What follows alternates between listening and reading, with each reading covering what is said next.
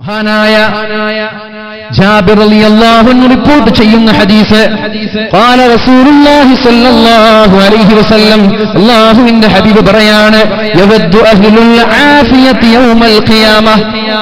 ഇവിടെ ആരോഗ്യത്തോടെ ജീവിച്ചു പോയ ആളുകൾ രോഗമില്ലാതെ പ്രയാസങ്ങളില്ലാതെ ദുഃഖങ്ങളില്ലാതെ പ്രാരാബ്ധങ്ങളില്ലാതെ ആരോഗ്യത്തോടെ ജീവിച്ച് ലാ ഇലാഹ ഇല്ലല്ലാഹ് എന്നുച്ചരിച്ച് മരിച്ചുപോയ ആളുകൾ നാളെ മഹ്ശറയിലെത്തിയാൽ നാളെ അല്ലാഹുവിന്റെ കോടാനകോടി ആളുകൾ ഒരുമിച്ച് കൂടിയിട്ടല്ല, എല്ലാവരും നഫ്സി നഫ്സി നഫ്സി നഫ്സി നഫിയാ, എന്റെ ശരീരം തന്നെ കഷ്ടത്തിലാണെന്ന് പറഞ്ഞിട്ട് യൗമ യഫിറുൽ മർഉ മിൻ അഖീഹി വ ഉമ്മിഹി വ അബീഹി വ സാഹിബതിഹി വ ബനീഹി. ഉമ്മാനെ വേണ്ട, ഉപ്പാനെ വേണ്ട, ജ്യേഷ്ഠാനുജന്മാരെ വേണ്ട, ഭാര്യ ഭർത്താക്കന്മാരെ വേണ്ട, സന്താനങ്ങളെ വേണ്ട, എല്ലാവരും സ്വന്തമായി എന്റെ ശരീരം തന്നെ കഷ്ടത്തിലാണെന്ന് പറഞ്ഞ് നെട്ടോട്ടമോടുമ്പോ ദുനിയാവിൽ ആരോഗ്യത്തോടെ ജീവിച്ച ആളുകള്, ഷുഗർ ബാധിക്കാത്ത ആളുകള്, പ്രഷർ ബാധിക്കാത്ത ആളുകള്, ക്യാൻസർ ബാധിക്കാത്ത ആളുകള്, മാരാരോഗങ്ങളില്ലാത്തവർ, തലവേദനയില്ലാത്തവർ, പനി ബാധിക്കാത്ത ആളുകൾ, അവർ നാളെ മഹ്ശറയിൽ കൊതിച്ചു പോവുകയാണ്.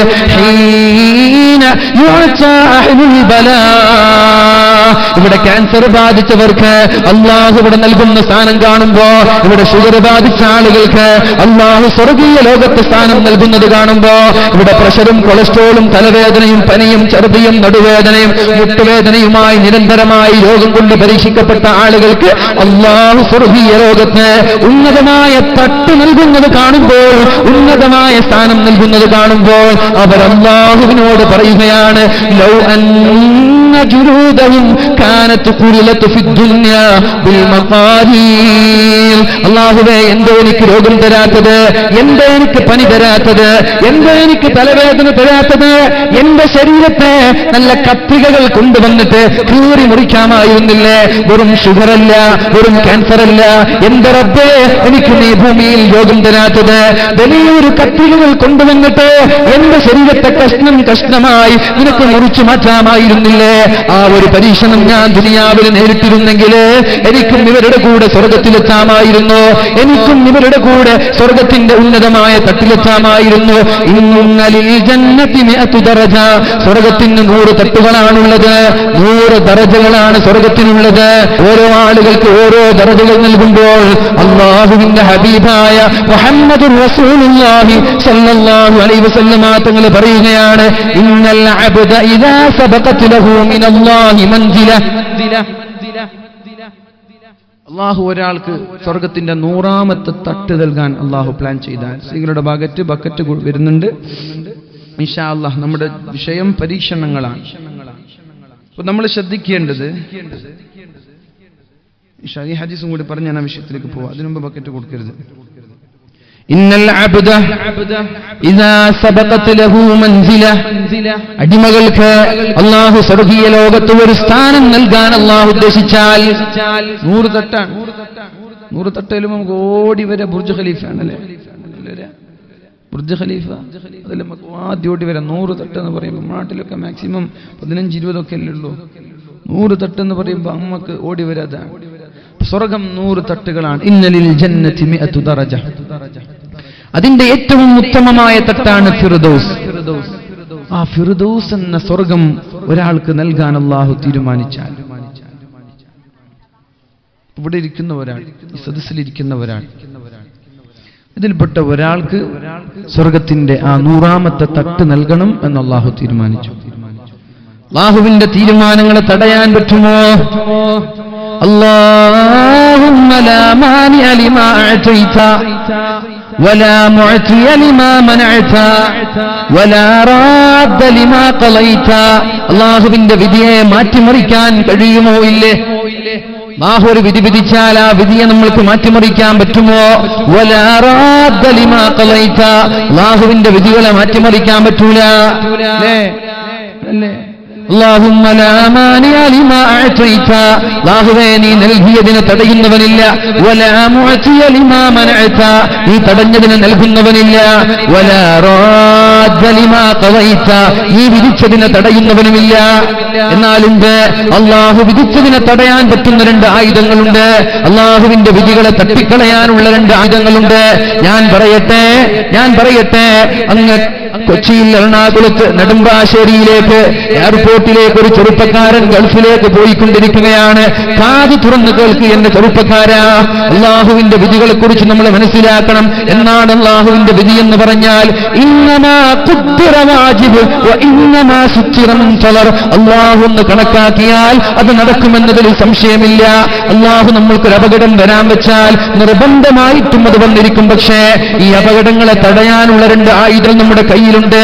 ആ ആയുധം ഉപയോഗിച്ചാൽ നമ്മൾ അറിയാതെ നമ്മുടെ മക്കളെ മരിച്ചു പോവില്ല, ജീവിതത്തിൽ ആക്സിഡന്റ് ഉണ്ടാവൂല, ജീവിതത്തിൽ മാറാരോഗങ്ങൾ ഉണ്ടാവൂല. ഏതാണ് ആ ആയുധം? അല്ലാഹുവിന്റെ ഹബീബ് തന്നെ പഠിപ്പിക്കുന്നുണ്ട്. നെടുമ്പാശ്ശേരിയിലേക്ക് എയർപോർട്ടിലേക്ക് കാറിൽ കയറിയിട്ട് ഒരു ചെറുപ്പക്കാരൻ കൊച്ചിയിൽ നിന്ന് നെടുമ്പാശ്ശേരി എയർപോർട്ടിലേക്ക് ഗൾഫിലേക്ക് പോകാൻ വേണ്ടി വണ്ടി കയറിയതാണ്, കാറ് കയറിയതാണ്. നമ്മൾക്കൊക്കെ അറിയാം, നമ്മളൊക്കെ ഗൾഫിലേക്ക് പോകുന്ന ആളുകളാണ്. അവസാനമായി ഭാര്യമാരോട് സലാം പറഞ്ഞ്, ഭർത്താവിനോട് സലാം പറഞ്ഞ്, മാതാപിതാക്കളോട് സലാം പറഞ്ഞ്, മക്കളെ ഒന്ന് മാറോട് ചേർത്ത് പിടിച്ച് ഒന്ന് അവരുടെ നെറ്റിത്തടങ്ങളിൽ ഉമ്മ വെച്ച് കരയുന്ന കണ്ണുമായി, കലങ്ങിയ കണ്ണുമായി, കരയുന്ന ഹൃദയവുമായിട്ട് പ്രവാസികളായ ആളുകൾ അങ്ങ് ഗൾഫിലേക്ക് പോകുമ്പോ അവരുടെ മെന്നഞ്ചികങ്ങൾ തകരുകയാണ്. എന്നാലും എന്റെ കുടുംബത്തിന്റെ രണ്ടറ്റം കൂട്ടിമുട്ടിക്കാൻ വേണ്ടി കഷ്ടപ്പാടുകൾ വഹിച്ചിട്ട്, വിരഹവേദന സഹിച്ചിട്ട്, പ്രയാസങ്ങൾ സഹിച്ചിട്ട്, ഉമ്മമാരെ കാണാതെ, ഉപ്പമാരെ കാണാതെ, കുടുംബക്കാരെ കാണാതെ, ഭാര്യമാരെ കാണാതെ, മക്കളെ കാണാതെ 1, 2, 3 വർഷം ഗൾഫിൽ പ്രവാസികളായി ജീവിക്കുന്ന ആളുകൾ, അല്ലാഹു റബ്ബ് സുബ്ഹാനഹു വ തആല അവരുടെ ജോലിയിലൊക്കെ അല്ലാഹു ബർക്കത്ത് ചെയ്യട്ടെ. അല്ലാഹു അവരുടെ ജോലിയിൽ ബർക്കത്ത് ചെയ്യട്ടെ. അവരുടെ ദാമ്പത്യ ജീവിതത്തിൽ അല്ലാഹു ബർക്കത്ത് ചെയ്യട്ടെ. ഞാൻ പറഞ്ഞു വരുന്നത്, അങ്ങനെ ഒരു പ്രവാസി നാട്ടുകാരായ കുടുംബക്കാരോട്, വീട്ടുകാരോട് സലാം പറഞ്ഞിട്ട് ഗൾഫിലേക്ക് പോകാൻ വേണ്ടി കാറിൽ കയറിയതാണ്. കാറിങ്ങനെ അമിതമായ വേഗത്തിൽ ഇങ്ങനെ സഞ്ചരിച്ചു കൊണ്ടിരിക്കുമ്പോഴാണ് കാറിനകത്തുള്ള ചെറുപ്പക്കാരന് പുറത്തൊരു ബൈക്ക് പോകുന്നത് കാണുന്നത്. ബൈക്കിലൂടെ തന്റെ ചങ്ങാതി റൈഡ് ചെയ്ത് പോകുന്നത് കാണുന്നത്. നമ്മൾ ആലോചിക്കണം. അപ്പോഴാണ് തന്റെ കാറിലുള്ള കുടുംബക്കാരോട് ചെറുപ്പക്കാരൻ പറയുന്നത്, അല്ലയോ കുടുംബക്കാരായ എന്റെ ഉപ്പ, എന്റെ ഉമ്മ, എന്റെ ചങ്ങാതിയാണ് ആ ബൈക്കിൽ യാത്ര ചെയ്യുന്നത്. നിങ്ങൾ എന്നെ ഇവിടെ ഡ്രോപ്പ് ചെയ്തിട്ട് നിങ്ങൾ കാറുമായി എയർപോർട്ടിൽ വന്നാൽ മതി, ഞാൻ എന്റെ ചങ്ങാതിയുടെ കൂടെ ബൈക്ക് ഓടിച്ചു വരാം. എങ്ങനെയാണ് ആഗ്രഹം ഉണ്ടായത്? ആരെങ്കിലും ഒരാൾ ഗൾഫിലേക്ക് പോകുമ്പോ തന്റെ കാറിൽ നിന്നിട്ട് ബൈക്കിലേക്ക് കയറുമോ? തന്റെ മാതാപിതാക്കളും കുടുംബക്കാരും പറഞ്ഞതുപോലെ, തന്റെ മകൻ പറഞ്ഞതുപോലെ ചങ്ങാതിയോട് വണ്ടി നിർത്താൻ പറയുകയും ആ കാർ അവിടെ നിർത്തിയിട്ട് ബൈക്കിലേക്ക് കയറുകയാണ്. എന്നിട്ട് ചങ്ങാതിയും ചെറുപ്പക്കാരനും ബൈക്ക് റൈഡ് ചെയ്തിട്ട് നെടുമ്പാശ്ശേരി വിമാനത്താവളത്തിലേക്ക് സഞ്ചരിക്കുമ്പോഴാണ് ഒരു ബസ് ഈ ബൈക്കുമായി ഇടിക്കുന്നതും തത്സമയം ആ ചെറുപ്പക്കാരൻ മരിച്ചു പോവുകയും ചെയ്യുന്നത്. ആരാണ് ആ ചെറുപ്പക്കാരനെ ബൈക്കിലേക്ക് കയറ്റിയത്? കാറിലൂടെ പോകുന്ന ചെറുപ്പക്കാരന്റെ മുന്നിലേക്ക് തന്റെ ചങ്ങാതി ഒരു മരണരൂപത്തില്, അസ്രായീലിന്റെ രൂപത്തില്, മരണമാരാക്കയുടെ രൂപത്തിലേക്ക് കൊണ്ടുവന്നതാരാ? അല്ലാഹു എന്ന് കണക്കാക്കിയാൽ അത് സംഭവിക്കുക തന്നെ ചെയ്യും. അല്ലാഹു വിധിച്ചതിനെ തടയുന്ന ആളുകളില്ലല്ലോ. ഗൾഫിൽ നിന്ന് 4 ചെറുപ്പക്കാര് വലിയൊരു ഇന്നോവയിലൂടെ സഞ്ചരിച്ചുകൊണ്ട് വീട്ടിലേക്ക് വരികയാണ്. 4-5 ചെറുപ്പക്കാർ ഇന്നോവയിലൂടെ ഗൾഫിൽ നിന്ന് നാട്ടിലേക്ക് വരികയാണ്. വന്നുകൊണ്ടിരിക്കുമ്പോഴാണ് ഒരു ടാങ്കർ ലോറിയെ ഓവർടേക്ക് ചെയ്യുമ്പോ ടാങ്കർ ലോറിയുടെ ആ എണ്ണ സൂക്ഷിച്ചുകൊണ്ടിരിക്കുന്ന ആ ഒരു ടാങ്ക് ഇന്നോവയുടെ മുകളിലേക്ക് മറിയുകയും 4 ആളുകളും ലോകത്തോട് വിട പറഞ്ഞു പോകുന്നത്. ആരാണ് ഈ തീരുമാനങ്ങൾ കൊണ്ടുവരുന്നത്? ആരാണ് ഈ അപകടങ്ങൾ കൊണ്ടുവരുന്നത്? ഇത് നമ്മളറിഞ്ഞിട്ട് ചെയ്യുന്നില്ലല്ലോ. ഇന്നോവക്കാരന്റെ ഭാഗത്ത് തെറ്റില്ല. ടാങ്കർ ലോറിയെ മറികടക്കുമ്പോൾ ടാങ്കറിന്റെ ഏതോ ഒരു ബോൾട്ട് ലൂസായി അത് ഇന്നോവയുടെ മുകളിലേക്ക് മറിഞ്ഞുപോയി. 4 പേരും മരിച്ചുപോയി. അല്ലാഹുവിന്റെ കബറിടം സ്വർഗീയമാക്കി കൊടുക്കട്ടെ. പക്ഷെ ഇത് അല്ലാഹുവിന്റെ തീരുമാനമാണ്. ഇങ്ങനൊരു തീരുമാനം നമ്മളിലേക്ക് വരാതിരിക്കാൻ നേരത്തെ ഞാൻ സൂചിപ്പിച്ചല്ലോ. നമ്മുടെയൊക്കെ കരടിന്റെ കഷ്ണമായ ഹമീദ് എന്ന് പറയുന്ന കലോട്ടിലെ നമ്മുടെ മാഹിൻ കലോട്ടിന്റെ അനുജനായ നമ്മുടെ സമസ്ത കേരള ജംഇയ്യത്തുൽ ഉലമയ്ക്കും സുന്നത്ത് ജമാഅത്തിനും കൃത്യമായ നേതൃത്വവും അതിന്റെ ഉത്തമമായ രീതിയിൽ സംഘടനാ പ്രവർത്തനവും ചെയ്തുകൊണ്ടിരുന്ന ഹമീദ് എന്ന് പറയുന്ന ചെറുപ്പക്കാരൻ ഒരു ബൈക്ക് ആക്സിഡന്റ് സംഭവിക്കുമെന്ന് നമ്മൾ കരുതിയിരുന്നോ? നമ്മൾ ആരെങ്കിലും അങ്ങനെ ഊഹിച്ചിരുന്നോ? അങ്ങനെ ഒരു ഫോൺ കോൾ വരികയുണ്ടായി, ആക്സിഡന്റ് പറ്റി എന്ന് പറഞ്ഞിട്ട്.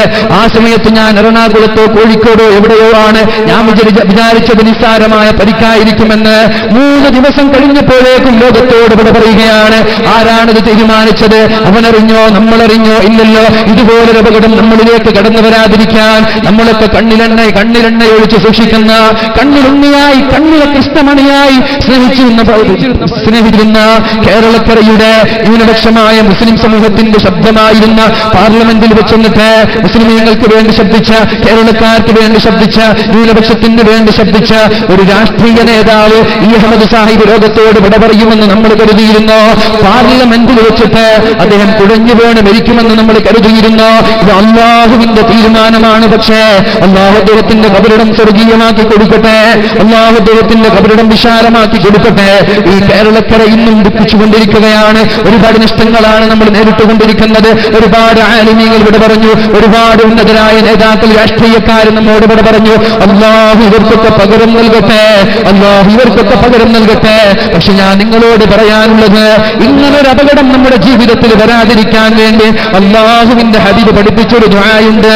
അല്ലാഹുമ്മ ഹുദിനാ ഫീമൻ ഹദൈത് വആഫിനാ ഫീമൻ ആഫൈത് വതവല്ലനാ ഫീമാ തവല്ലൈത് വബാരിക് ലനാ ഫീമാ അഅതൈത് വഖിനാ ശർറ മാ ഖളൈത് വഖിനാ ശർറ മാ ഖളൈത്. ഞാൻ പറയട്ടെ, പിലാങ്കട്ടയിലുള്ള ആ ചെറുപ്പക്കാരുടെ 2 മക്കൾ മരിച്ചുപോയപ്പോഴാണ്. വീട്ടിലാരുമില്ലാത്ത സമയത്ത്, പെണ്ണുങ്ങളൊക്കെ അടുക്കളയുണ്ടാകുന്ന സമയത്ത്, ആ ഒരു കിണറ്റിന്റെ മുകളിലേക്ക് കയറി ഊഞ്ഞാലാടുന്നത് പോലെ അതിന്റെ നെറ്റിൽ കയറി ഊഞ്ഞാലാടിയത് ആളുകൾ അറിഞ്ഞില്ല. അവിടെ മെറ്റലൊരുമിച്ച് കൂടുമ്പോ ഇങ്ങനൊരു ദുരന്തം ഇവിടെ ഉണ്ടാകുമെന്ന് അവർ കരുതിയിട്ടില്ല. പക്ഷെ ഇങ്ങനൊരു അപകടം നമ്മുടെ വീട്ടിലേക്ക് വരാതിരിക്കാൻ, നമ്മുടെ കുടുംബങ്ങളിലേക്ക് വരാതിരിക്കാൻ, നമ്മുടെ നാട്ടിലേക്ക് വരാതിരിക്കാൻ 2 ആയുധങ്ങളാണ് നമ്മുടെ മുന്നിലുള്ളത്. അല്ലാഹുവിന്റെ ഖലാഅ് മാറ്റാൻ പറ്റുന്ന ഖലാഅുകളുണ്ട്.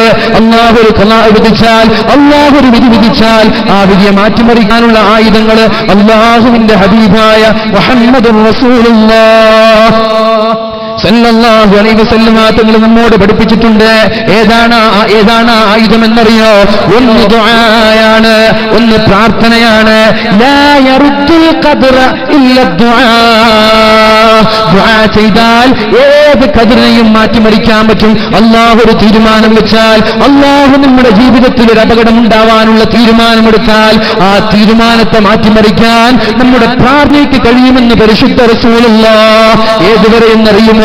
وهو يسترع في السماء مع البلاء. ഒരു ആക്സിഡന്റ് വരാൻ 45-ാമത്തെ വയസ്സില് ആക്സിഡന്റ് പറ്റി മരിച്ചു പോകാനാണ് അല്ലാഹുവിന്റെ തീരുമാനമാണെങ്കിൽ, ആ ചെറുപ്പക്കാരൻ 25-ാമത്തെ വയസ്സ് മുതൽ സുബ്ഹി നിസ്കാരത്തിന് മുന്നേ എണീറ്റുകൊണ്ട് ഉളൂ ചെയ്ത് തഹജ്ജുദ് നിസ്കരിച്ച് 2 കരങ്ങളും അല്ലാഹുവിലേക്ക് ഉയർത്തിയിട്ട് ദുആ ചെയ്യാറുണ്ട്. വഖിനാ ശർറ മാ ഖലൈത് വഖിനാ ശർറ മാ ഖലൈത് വഖിനാ ശർറ മാ ഖലൈത്. അല്ലാഹുവേ ശർറായ വിധിയിൽ നിന്ന് നീ എന്നെ കാക്കണേ അല്ലാ, ശർറായ വിധിയിൽ നിന്ന് നീ എന്നെ കാക്കണേ അല്ലാ, ശർറായ വിധിയിൽ നിന്ന് നീ എന്നെ കാക്കണേ അല്ലാ. എനിക്ക് നല്ലതും ശർറും ഖൈറും നീ വിധിച്ചിട്ടുണ്ടെന്ന് എനിക്കറിയാം. പക്ഷേ ശർറായ ഖലായിൽ നിന്ന്, അപകടങ്ങളിൽ നിന്ന്, മാരാരോഗങ്ങളിൽ നിന്ന്, കടക്കണിയിൽ നിന്ന്, മക്കളെ മരിച്ചു പോകുന്നതിൽ നിന്ന്, ഇതുപോലെയുള്ള പ്രയാസങ്ങളിൽ നിന്ന് എന്നെ കാക്കണേ എന്നുള്ള ദുആ എല്ലാവരും എല്ലാ നിസ്കാരശേഷവും ആവർത്തിക്കണം. ഒരു സുബ്ഹി നിസ്കാരം കഴിഞ്ഞാൽ ദുആ ചെയ്യണം. വഖിനാ ശർറ മാ ഖലൈത്. ദുഹർ നിസ്കാരം കഴിഞ്ഞാലും, അസ്ർ നിസ്കാരം കഴിഞ്ഞാലും, മഗ്രിബ് നിസ്കാരം കഴിഞ്ഞാലും, ഇശാ നിസ്കാരം കഴിഞ്ഞാലും സർവശക്തനായ ജഗന്നിയന്താവായ സർവലോക പരിപാലകനായ അല്ലാഹുവിലേക്ക് കൈയുയർത്തിക്കൊണ്ട് ദുആ ചെയ്യണം. വഖിനാ ശർറ മാ ഖലൈത്. അല്ലാഹുവേ ശർറായ വിധിയിൽ നിന്ന് ഞങ്ങളെ കാക്കണേ എന്ന് അല്ലാഹു കാക്കുമാറാവണേ. വഹുവ യസ്തരിഉ മഅൽ ബലാ. നമ്മൾക്ക് എന്തെങ്കിലും ഒരു അപകടം വരാൻ വേണ്ടി അല്ലാഹു കരുതിയിട്ടുണ്ടെങ്കിൽ ആ അപകടവുമായി ഒരു മൽപിടുത്തം നടത്തും, ഒരു ഫൈറ്റ് നടത്തും. എന്നിട്ട് അപകടത്തെ തോൽപ്പിച്ച് ദുആ വിജയിക്കുമെന്ന് പരിശുദ്ധ റസൂൽ പറഞ്ഞല്ലോ. 45-ാമത്തെ വയസ്സിൽ ഒരു ആക്സിഡന്റ് പടച്ചോൻ കരുതിയിരിക്കുകയാണ്. ഈ ആക്സിഡന്റ് എന്ന് പറയുന്ന റബ്ബിന്റെ ശർറായ വിധിയുമായി നമ്മുടെ ദുആ ഒരു ഫൈറ്റിംഗ്. ജീവിതത്തിൽ വരാനിരിക്കുന്ന അപകടങ്ങൾ. അഥവാ നമ്മളിങ്ങനെ വീട്ടിൽ ഉറങ്ങിക്കൊണ്ടിരിക്കുമ്പോഴാണ് മകൻ അല്ലെങ്കിൽ നമ്മുടെ മകൾ ബക്കറ്റിൽ വീണ് മരിക്കുന്നത്. ഈ അടുത്തൊരു വാർത്ത വായിച്ചു. ബക്കറ്റിൽ നിറയെ വെള്ളം നിറച്ചിട്ട് സർഫക്സൽ എടുക്കാൻ വേണ്ടി ഉമ്മ അകത്തേക്ക് ചെന്നതാണ്. സർഫക്സൽ എടുത്ത് ഉമ്മ പുറത്തേക്ക് വരുമ്പോൾ തല കീഴായി ബക്കറ്റിൽ വീണുകൊണ്ട് മരിച്ചു കിടക്കുന്ന പൊന്നുമോ. എങ്ങനെയാണ് ഇതൊക്കെ ഒരു ഉമ്മാക്ക് സഹിക്കാൻ പറ്റുക? എങ്ങനെയാണ് ഒരു ഉമ്മാക്ക് ഇതൊക്കെ സഹിക്കാൻ പറ്റുക? അതുകൊണ്ടാണ് ഞാൻ പറഞ്ഞത്, ജീവിതത്തിൽ ഇങ്ങനൊരു അപകടങ്ങൾ വരാതിരിക്കാൻ വേണ്ടി അല്ലാഹുവിനോട് ദുആ ചെയ്തേക്ക്. അല്ലാഹുവേ, ശർറായ വിധിയിൽ നിന്ന് നീ എന്നെ കാക്കണേ അല്ലാഹ്. അല്ലാഹു കാക്കുമാറാവട്ടെ. ഇത് ഒന്നാമത്തെ ആയുധമാണെങ്കിൽ, രണ്ടാമത്തെ ആയുധം അല്ലാഹുവിന്റെ ഹബീബ് പറഞ്ഞത് അസ്സദഖതു റദ്ദുൽ ബലാ. ജീവിതത്തിൽ പരീക്ഷണങ്ങളാണ്. മനുഷ്യനെ പടച്ചവൻ സൃഷ്ടിച്ചത് തന്നെ പരീക്ഷിക്കാനാണ്. ആ പരീക്ഷണങ്ങളിൽ വിജയിക്കാൻ നമ്മൾക്ക് പറ്റിയെന്ന് വരില്ല. അതുകൊണ്ട് പരീക്ഷണം വരാതിരിക്കാൻ വേണ്ടി ഒന്ന് ദുആ ചെയ്തുകൊണ്ട്, രണ്ട് സ്വതക്ക കൊടുത്തുകൊണ്ട് റബ്ബിനോട് ദുആ ചെയ്യ്. അതുകൊണ്ട് പെണ്ണുങ്ങളുടെ ഭാഗത്തേക്ക്, സ്ത്രീകളുടെ ഭാഗത്തേക്ക് ബക്കറ്റ് വരുമ്പോ ഇന്നത്തെ ദുആ, ഇന്നത്തെ സ്വതക്ക എന്തിനു വേണ്ടിയായിരിക്കണം? അല്ലാഹുവേ, എന്റെ മരണം വരെ എന്റെ ജീവിതത്തിൽ ശർറായ വിധി നീ എന്തെങ്കിലും വിധിച്ചിട്ടുണ്ടെങ്കിൽ ഇതാ ഞാൻ നല്ലൊരു തുക കൊടുക്കുകയാണ്. പള്ളി നിർമ്മിക്കുന്നുണ്ട്, മനോഹരമായ പള്ളി. നമ്മുടെ പെരടാല ജാറം മക്കാമിനോടനുബന്ധിച്ച് ഇവിടെ പകുതിയിലാണ്. ആ പള്ളിക്ക് വേണ്ടി ഇൻഷാ അല്ലാഹ് എന്റെ വക ഒരു 2000 രൂപ ഞാൻ നൽകുകയാണ് റബ്ബേ. 1000 രൂപ ഞാൻ ഇതാ ബക്കറ്റിലിടുകയാണ്. ഈ സ്വതക്ക കാരണം, പള്ളിയിലേക്ക് ഞാൻ നൽകുന്ന ഈ ഒരു സ്വതക്ക കാരണം, അല്ലാഹുവേ, എന്റെ ജീവിതത്തിൽ ശർറായ വിധികൾ നീ എന്തെങ്കിലും ഒന്ന് വിധിച്ചിട്ടുണ്ടെങ്കിൽ ഒന്നാമത്തെ ആയുധമായ സ്വതക്ക നൽകുകയാണ്. രണ്ടാമത്തെ ആയുധമായ ദുആ. അല്ലാഹുവേ, ഈ സ്വതക്കയുടെ ബർക്കത്ത് കൊണ്ട് എന്റെ ജീവിതത്തിലെ ശർറായ വിധികളെ നീ തടുക്കണേ എന്ന് പറഞ്ഞിട്ടൊരു 1000-ഓ 2000-ഓ 500-ഓ നമ്മളുടെ കയ്യിലുള്ളത് പ്രത്യേകിച്ചിട്ട് പെണ്ണുങ്ങൾ ബക്കറ്റിലിട്ട് കൊടുക്കുക. നിങ്ങളുടെ കൈകളിൽ നിങ്ങൾ സ്വന്തമാക്കിയ നിങ്ങളുടെ ആഭരണങ്ങൾ ഉണ്ടെങ്കിൽ, അല്ലാഹുവേ, എന്റെ ജീവിതത്തിൽ ഇങ്ങനൊരു അപകടങ്ങൾ എനിക്ക് തരരുത്. ക്യാൻസർ പോലെയുള്ള അസുഖങ്ങൾ തരരുത്. ഷുഗർ, പ്രഷർ, കൊളസ്ട്രോൾ പോലെയുള്ള അസുഖങ്ങൾ തരരുത് എന്ന് പറഞ്ഞിട്ട് നമ്മൾ എന്ത് ചെയ്യുക? ബക്കറ്റിലേക്ക് ഇടുക. അല്ലാഹു ഇൻഷാ അല്ലാഹ് മരണം വരെ നമ്മൾക്കൊരു അപകടം നൽകൂല. അല്ലാഹു നമ്മളെ രക്ഷപ്പെടുത്തട്ടെ. ആണുങ്ങൾ അങ്ങനെ തന്നെ. ഒരു പക്ഷെ ബക്കറ്റ് വരും, അല്ലെങ്കിൽ മുസാഫത്ത് ആയിരിക്കും. എന്തായാലും ആ പഴയ 10ഉം 20ഉമായിട്ട് വേണ്ട. 10-20ന്റെ സംവിധാനം നിർത്തി 500, 1000, 2000 ഒക്കെ നൽകുന്ന രീതിയിലേക്ക് മാറണം നമ്മൾ. വലിയൊരു പിരിവ് കൈപൊക്കിയിട്ടൊന്നും ഞാൻ ചോദിക്കുന്നില്ല. പള്ളി ഇവിടെ പകുതി പണിയിലാണ്. അതുകൊണ്ട് പള്ളിയുടെ ആ ഒരു വർക്ക് പൂർത്തീകരിക്കാൻ വേണ്ടി നമ്മളാൽ കഴിയുന്ന നല്ലൊരു തുക നമ്മൾ എന്ത് ചെയ്യുക? ഒന്നുകിൽ മുസാഫഹത്താണെങ്കിൽ മുസാഫഹത്ത്, ബക്കറ്റിലാണെങ്കിൽ ബക്കറ്റ്. പക്ഷെ നീയത്തെന്താണ്? അല്ലാഹുവേ, നമ്മളറിയാതെ എന്തെങ്കിലും ഒരു ശർറായ വിധി നീ നമ്മൾക്ക് വിധിച്ചിട്ടുണ്ടെങ്കിൽ നീ എന്നെ കാക്കണേ എന്ന് പറഞ്ഞ് നമ്മൾ ഇട്ട് കൊടുക്കുക. അല്ലാഹു സ്വീകരിക്കട്ടെ. ഇപ്പൊ പരിശുദ്ധ റസൂലുള്ളാഹി സ്വല്ലല്ലാഹു അലൈഹി വസല്ലമ തങ്ങൾ പറയാണ്, എന്ത് കേൾക്കണം നമ്മൾ? ഇനി പോവരുത്. ഇനി ബഹുമാനപ്പെട്ട നജ്മുദ്ദീൻ തങ്ങൾ വരാൻ. ഇനി ഞാൻ ഇതുവരെ നിങ്ങൾക്ക് പോകാനുള്ള സമ്മതമൊക്കെ ഉണ്ടായിരുന്നു. ഇനി നിങ്ങൾ പോവരുത്. എൻ്റെ സമയം അതിക്രമിക്കാൻ പോവാണ്. നജ്മുദ്ദീൻ തങ്ങൾ വരാണ്. അപ്പോൾ മൂപ്പര് വന്ന് ദുആ ചെയ്ത് ദുആക്ക് നേതൃത്വം നൽകി എന്നിട്ട് നമ്മൾക്ക് പോവാം ഇൻഷാ അല്ലാഹ്. എല്ലാവരും ഒന്ന് എണീറ്റ് നിന്നിട്ട് ഒന്നൊരു വിശ്രമിക്കാൻ വേണ്ടി, റെസ്റ്റ് എടുക്കാൻ വേണ്ടി ഒന്ന് എണീറ്റിക്ക്. എല്ലാവരും എണീറ്റിക്കല്ലേ? ലാ ഇലാഹ ഇല്ലല്ലാഹു ലാ ഇലാഹ ഇല്ലല്ലാഹ് ലാ ഇലാഹ ഇല്ലല്ലാഹ് മുഹമ്മദുർ റസൂലുള്ളാഹ് ലാ ഇലാഹ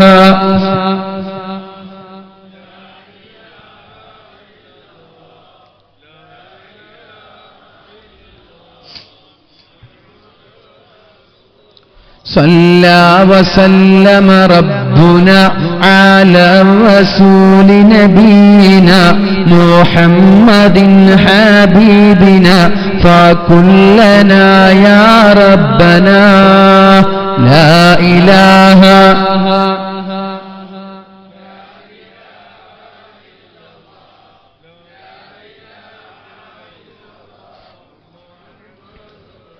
ദാഹം മൗത്തത് കൂട്ടിടും ഇബ്ലീസ് കൂസിനെ കാട്ടിടും നേരം ലഈനവനാട്ടുവാൻ ബദരീങ്ങളാൽ തുണ റബ്ബനാ ലാ ഇലാഹ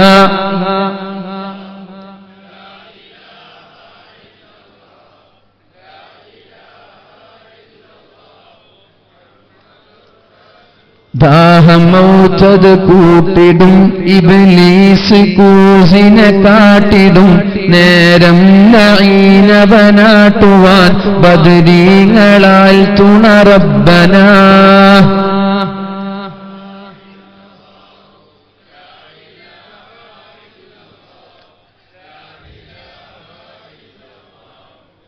ദണ്ണം വബാവാസൂരിയും മറ്റുള്ള ദീനമടങ്കലും ബദരീങ്ങളെ ബറകത്തിനാൽ ശിഫയാക്കണം യാ റബ്ബനാ ലാ ഇലാഹ.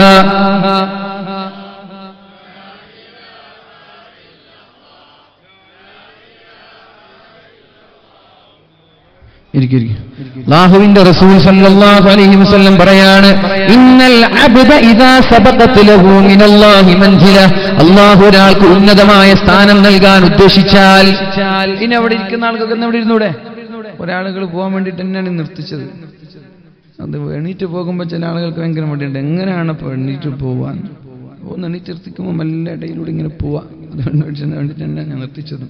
എന്താ വെച്ചാൽ ഈ പ്രസംഗം കേൾക്കാൻ വരുമ്പോൾ ചില ആളുകൾ ഇങ്ങനെ പോകുമ്പോൾ കയറായിരിക്കും, അവർക്ക് പെട്ടെന്ന് വീട്ടിലെത്താനുണ്ടാകും. എന്നാൽ പിന്നെ ഇവിടെ ഇരുന്നതിന് ശേഷം എണീക്കാനൊരു മടിയുണ്ടാവും ചില ആളുകൾക്ക്. എങ്ങനെ ഇപ്പോൾ പോവാൻ? അപ്പൊ അവർക്ക് ഈ വേളാണെങ്കിൽ ഇന്ന് ഉൾക്കൊള്ളാനും കഴിയില്ല. ചിന്ത മുഴുവനും വീട്ടിലായിരിക്കും. നമ്മൾക്ക് മുഴുവനും ഉൾക്കൊള്ളാൻ പറ്റുന്ന ആളുകൾ ഒരു 10 ആൾ മതി. നമ്മൾ തീരെ അതാണ്, കുറെ ആൾ വേണമെന്നില്ല. പരിപാടി ഉൾക്കൊള്ളാൻ പറ്റുന്ന, വാല് പകർത്താൻ പറ്റുന്ന ഒരു 10 ആൾ മതി. അവർ തുടക്കം മുതൽ ഒടുക്കം വരും. അതുകൊണ്ട് ആ ബാക്കിൽ നിൽക്കുന്ന ആളുകൾക്കൊന്ന് ഇരിക്കും. വെറുതെ എന്തിനാ ഡിസ്കിന് തകരാറാക്കുന്നത്? നമുക്ക് ഏതായാലും ഇരുന്നിട്ട് വേദന പറഞ്ഞ് നിങ്ങൾ പ്രശ്നം ഉണ്ടാക്കും. നിങ്ങൾ ഇത്ര ചെറുപ്പത്തിലേ ഇരുന്നിട്ട് പ്രസംഗിക്കാൻ തുടങ്ങിയോ? അതുകൊണ്ട് വേദന നമുക്കൊക്കെ എടുക്കുന്നുണ്ട്, മനസ്സിലായില്ല? എല്ലാ ദിവസവും ഈ സമയത്ത് 2-3 മണിക്കൂർ നിൽക്കൽ തന്നെയാണ്. നമ്മൾക്ക് ഏതായാലും ഇരിക്കാനൊരു അവസരം ഇല്ലാഞ്ഞിട്ടാണ്. നിങ്ങൾക്ക് അവസരമുണ്ട്, കസേരയുണ്ട്, അതുകൊണ്ട് ഇന്നിട്ട് ഇരിക്കും. വെറുതെ നടുവിനൊന്നും വേദനിപ്പിക്കേണ്ട ഇൻഷാ അല്ലാഹ്. അപ്പൊ അള്ളാഹുവിന്റെ ഹബീബ് പറയാണ്, ഇവിടെ ഇരിക്കുന്ന ഒരാൾക്ക് അള്ളാഹു സ്വർഗത്തിന്റെ ഉന്നതമായ തട്ട് നൽകാൻ ഉദ്ദേശിച്ചു. പക്ഷെ അയാളുടെ ജീവിതം എന്ത്? അയാളിങ്ങനെ പാമ്പരകത്തുനിന്ന് കഞ്ചാവടിച്ച് ഇങ്ങനെ. ഉപചരിക്കത്തൊക്കെ ഉണ്ടോ എനിക്കറിയില്ല. കഞ്ചാവടിക്കുന്ന ആളുകളൊക്കെ ഉണ്ടോ ഉപചരിക്കയില്? പണ്ട് 6ാം ക്ലാസ് വരെ സ്കൂൾ പഠിച്ചാണ്. അതിനുശേഷം പിന്നെ സ്കൂളുമായ ചെറുപ്പക്കാരായിട്ട് ബന്ധമില്ല, അതുകൊണ്ട് അറിയില്ല. അതുകൊണ്ട് അതിന്റെ വിഷയം എനിക്കറിയില്ല. അതുകൊണ്ട് ചോദിക്കാൻ അങ്ങനെയൊക്കെ ഉണ്ടോ? ഉണ്ടാവൂല എന്ന് ഞാൻ കരുതാണ്. അല്ലാഹു നല്ല ചെറുപ്പക്കാരാക്കി നമ്മുടെ ചെറുപ്പക്കാരെ അല്ലാഹു മാറ്റുമാറാവട്ടെ. ഇദാ സബഖത് ലഹു മൻസില, സ്വർഗ്ഗത്തിൽ ഉന്നതമായ ഒരു തട്ട്. അമ്പിയാക്കളും സഹാബാക്കളും രക്തസാക്ഷികളും ഒക്കെ ഒരുമിച്ച് കൂടുന്ന സ്വർഗ്ഗത്തിന്റെ ഫിർദൗസ് എന്ന തട്ട് അല്ലാഹു ഒരാൾക്ക് നൽകാൻ ഉദ്ദേശിച്ചാൽ, ഫലം യബ്ലുഗ്ഹാ ബിഅമലിൻ, പക്ഷേ നിസ്കാരം കൊണ്ടോ നോമ്പ് കൊണ്ടോ സദഖ കൊണ്ടോ അയാൾ അവിടേക്ക് എത്തിയില്ല. സ്വർഗത്തിന്റെ ഉന്നതമായ തട്ട് ലഭിക്കണമെങ്കിൽ ഒരുപാട് അധ്വാനം വേണ്ട. അയാൾ ഇവിടെ അധ്വാനിക്കുന്നില്ല. എന്നാൽ പിന്നെ എങ്ങനെയാണ് അവിടെ എത്തുക? അല്ലാഹു ഇവിടെ എത്തുമെന്ന് എഴുതി വെച്ചിരിക്കുകയാണല്ലോ. ഇയാൾ ജന്നാത്തുൽ ഫിർദൗസിന്റെ ആളാണെന്ന്, സ്വർഗത്തിന്റെ ഉന്നതമായ തട്ടുകാരനാണെന്ന് അല്ലാഹു തീരുമാനിച്ചിരിക്കുകയാണല്ലോ. എങ്ങനെയാണ് അവിടെ എത്തിപ്പെടുക? നബിതങ്ങൾ പറയാണ്, ഇബ്തലാഹുല്ലാഹു ഫീ ജസദിഹി, അവന്റെ ശരീരത്തിൽ അല്ലാഹു പരീക്ഷിക്കും. എങ്ങനെ? മാരകമായ രോഗം നൽകും, ക്യാൻസർ നൽകും. അയാൾ അമലൊന്നും ചെയ്തിട്ടില്ല, പക്ഷെ ഉന്നതമായ തട്ടയാൾക്ക് വേണം. ക്യാൻസർ പിടിച്ചോ? പക്ഷെ ഒരു കാര്യം, രോഗം വന്നു, മാരകമായ രോഗം വന്നു, അത് ക്ഷമിച്ചില്ലെങ്കിൽ അല്ലാഹു നമ്മുടെ പാപങ്ങൾ പുറത്തു തരൂല. മഹാനായ സിദ്ദീഖുൽ അക്ബർ റളിയല്ലാഹു അൻഹു, അദ്ദേഹത്തിന് 7 വർഷമായി പല്ലുവേദനയാണ്. 7 വർഷമായി പല്ലുവേദനയാണ്. ആ പല്ലുവേദനയെ കുറിച്ച് മഹാനായ സിദ്ദീഖ് തങ്ങൾ നബി തങ്ങളോട് പറഞ്ഞിരുന്നില്ല. കേൾക്കുന്നുണ്ടോ? നമുക്കൊരു പനി വന്ന അപ്പൊ പിന്നെ ഗൾഫിലേക്ക് മക്കൾക്കും വിളിച്ചു, പെമ്മക്കൾക്കും വിളിച്ചു, പെങ്ങന്മാർക്കും വിളിച്ചു, ആങ്ങളമാർക്കും എല്ലാവർക്കും വിളിച്ചിട്ട് എനിക്ക് പനിയാണ്, എനിക്ക് സുഖമില്ല, എനിക്ക് കഴിയുന്നില്ല. ഇതാണ് നമ്മുടെ സ്വഭാവം. ഒരു പനി വരുമ്പോ, ഒരു തലവേദന വരുമ്പോ, ഒരു നടുവേദന വരുമ്പോ നാട്ടുകാരൊക്കെ അറിയിച്ചു പറഞ്ഞിട്ട് കാര്യമില്ല. അതുകൊണ്ട് നമ്മുടെ പാപം പൊറുക്കപ്പെടുമെന്ന് പ്രതീക്ഷിക്കേണ്ട. മഹാനായ സിദ്ദീഖുൽ അക്ബർ റളിയല്ലാഹു അൻഹു, അദ്ദേഹം 7 വർഷമായി പല്ലുവേദന. നബി തങ്ങളോട് പറയാമായിരുന്നു, പക്ഷെ പറഞ്ഞില്ല. നബി തങ്ങളോട് പറയാമായിരുന്നു തന്റെ പല്ലുവേദനയെക്കുറിച്ച്, പക്ഷേ നബി തങ്ങളോടും പറഞ്ഞില്ല.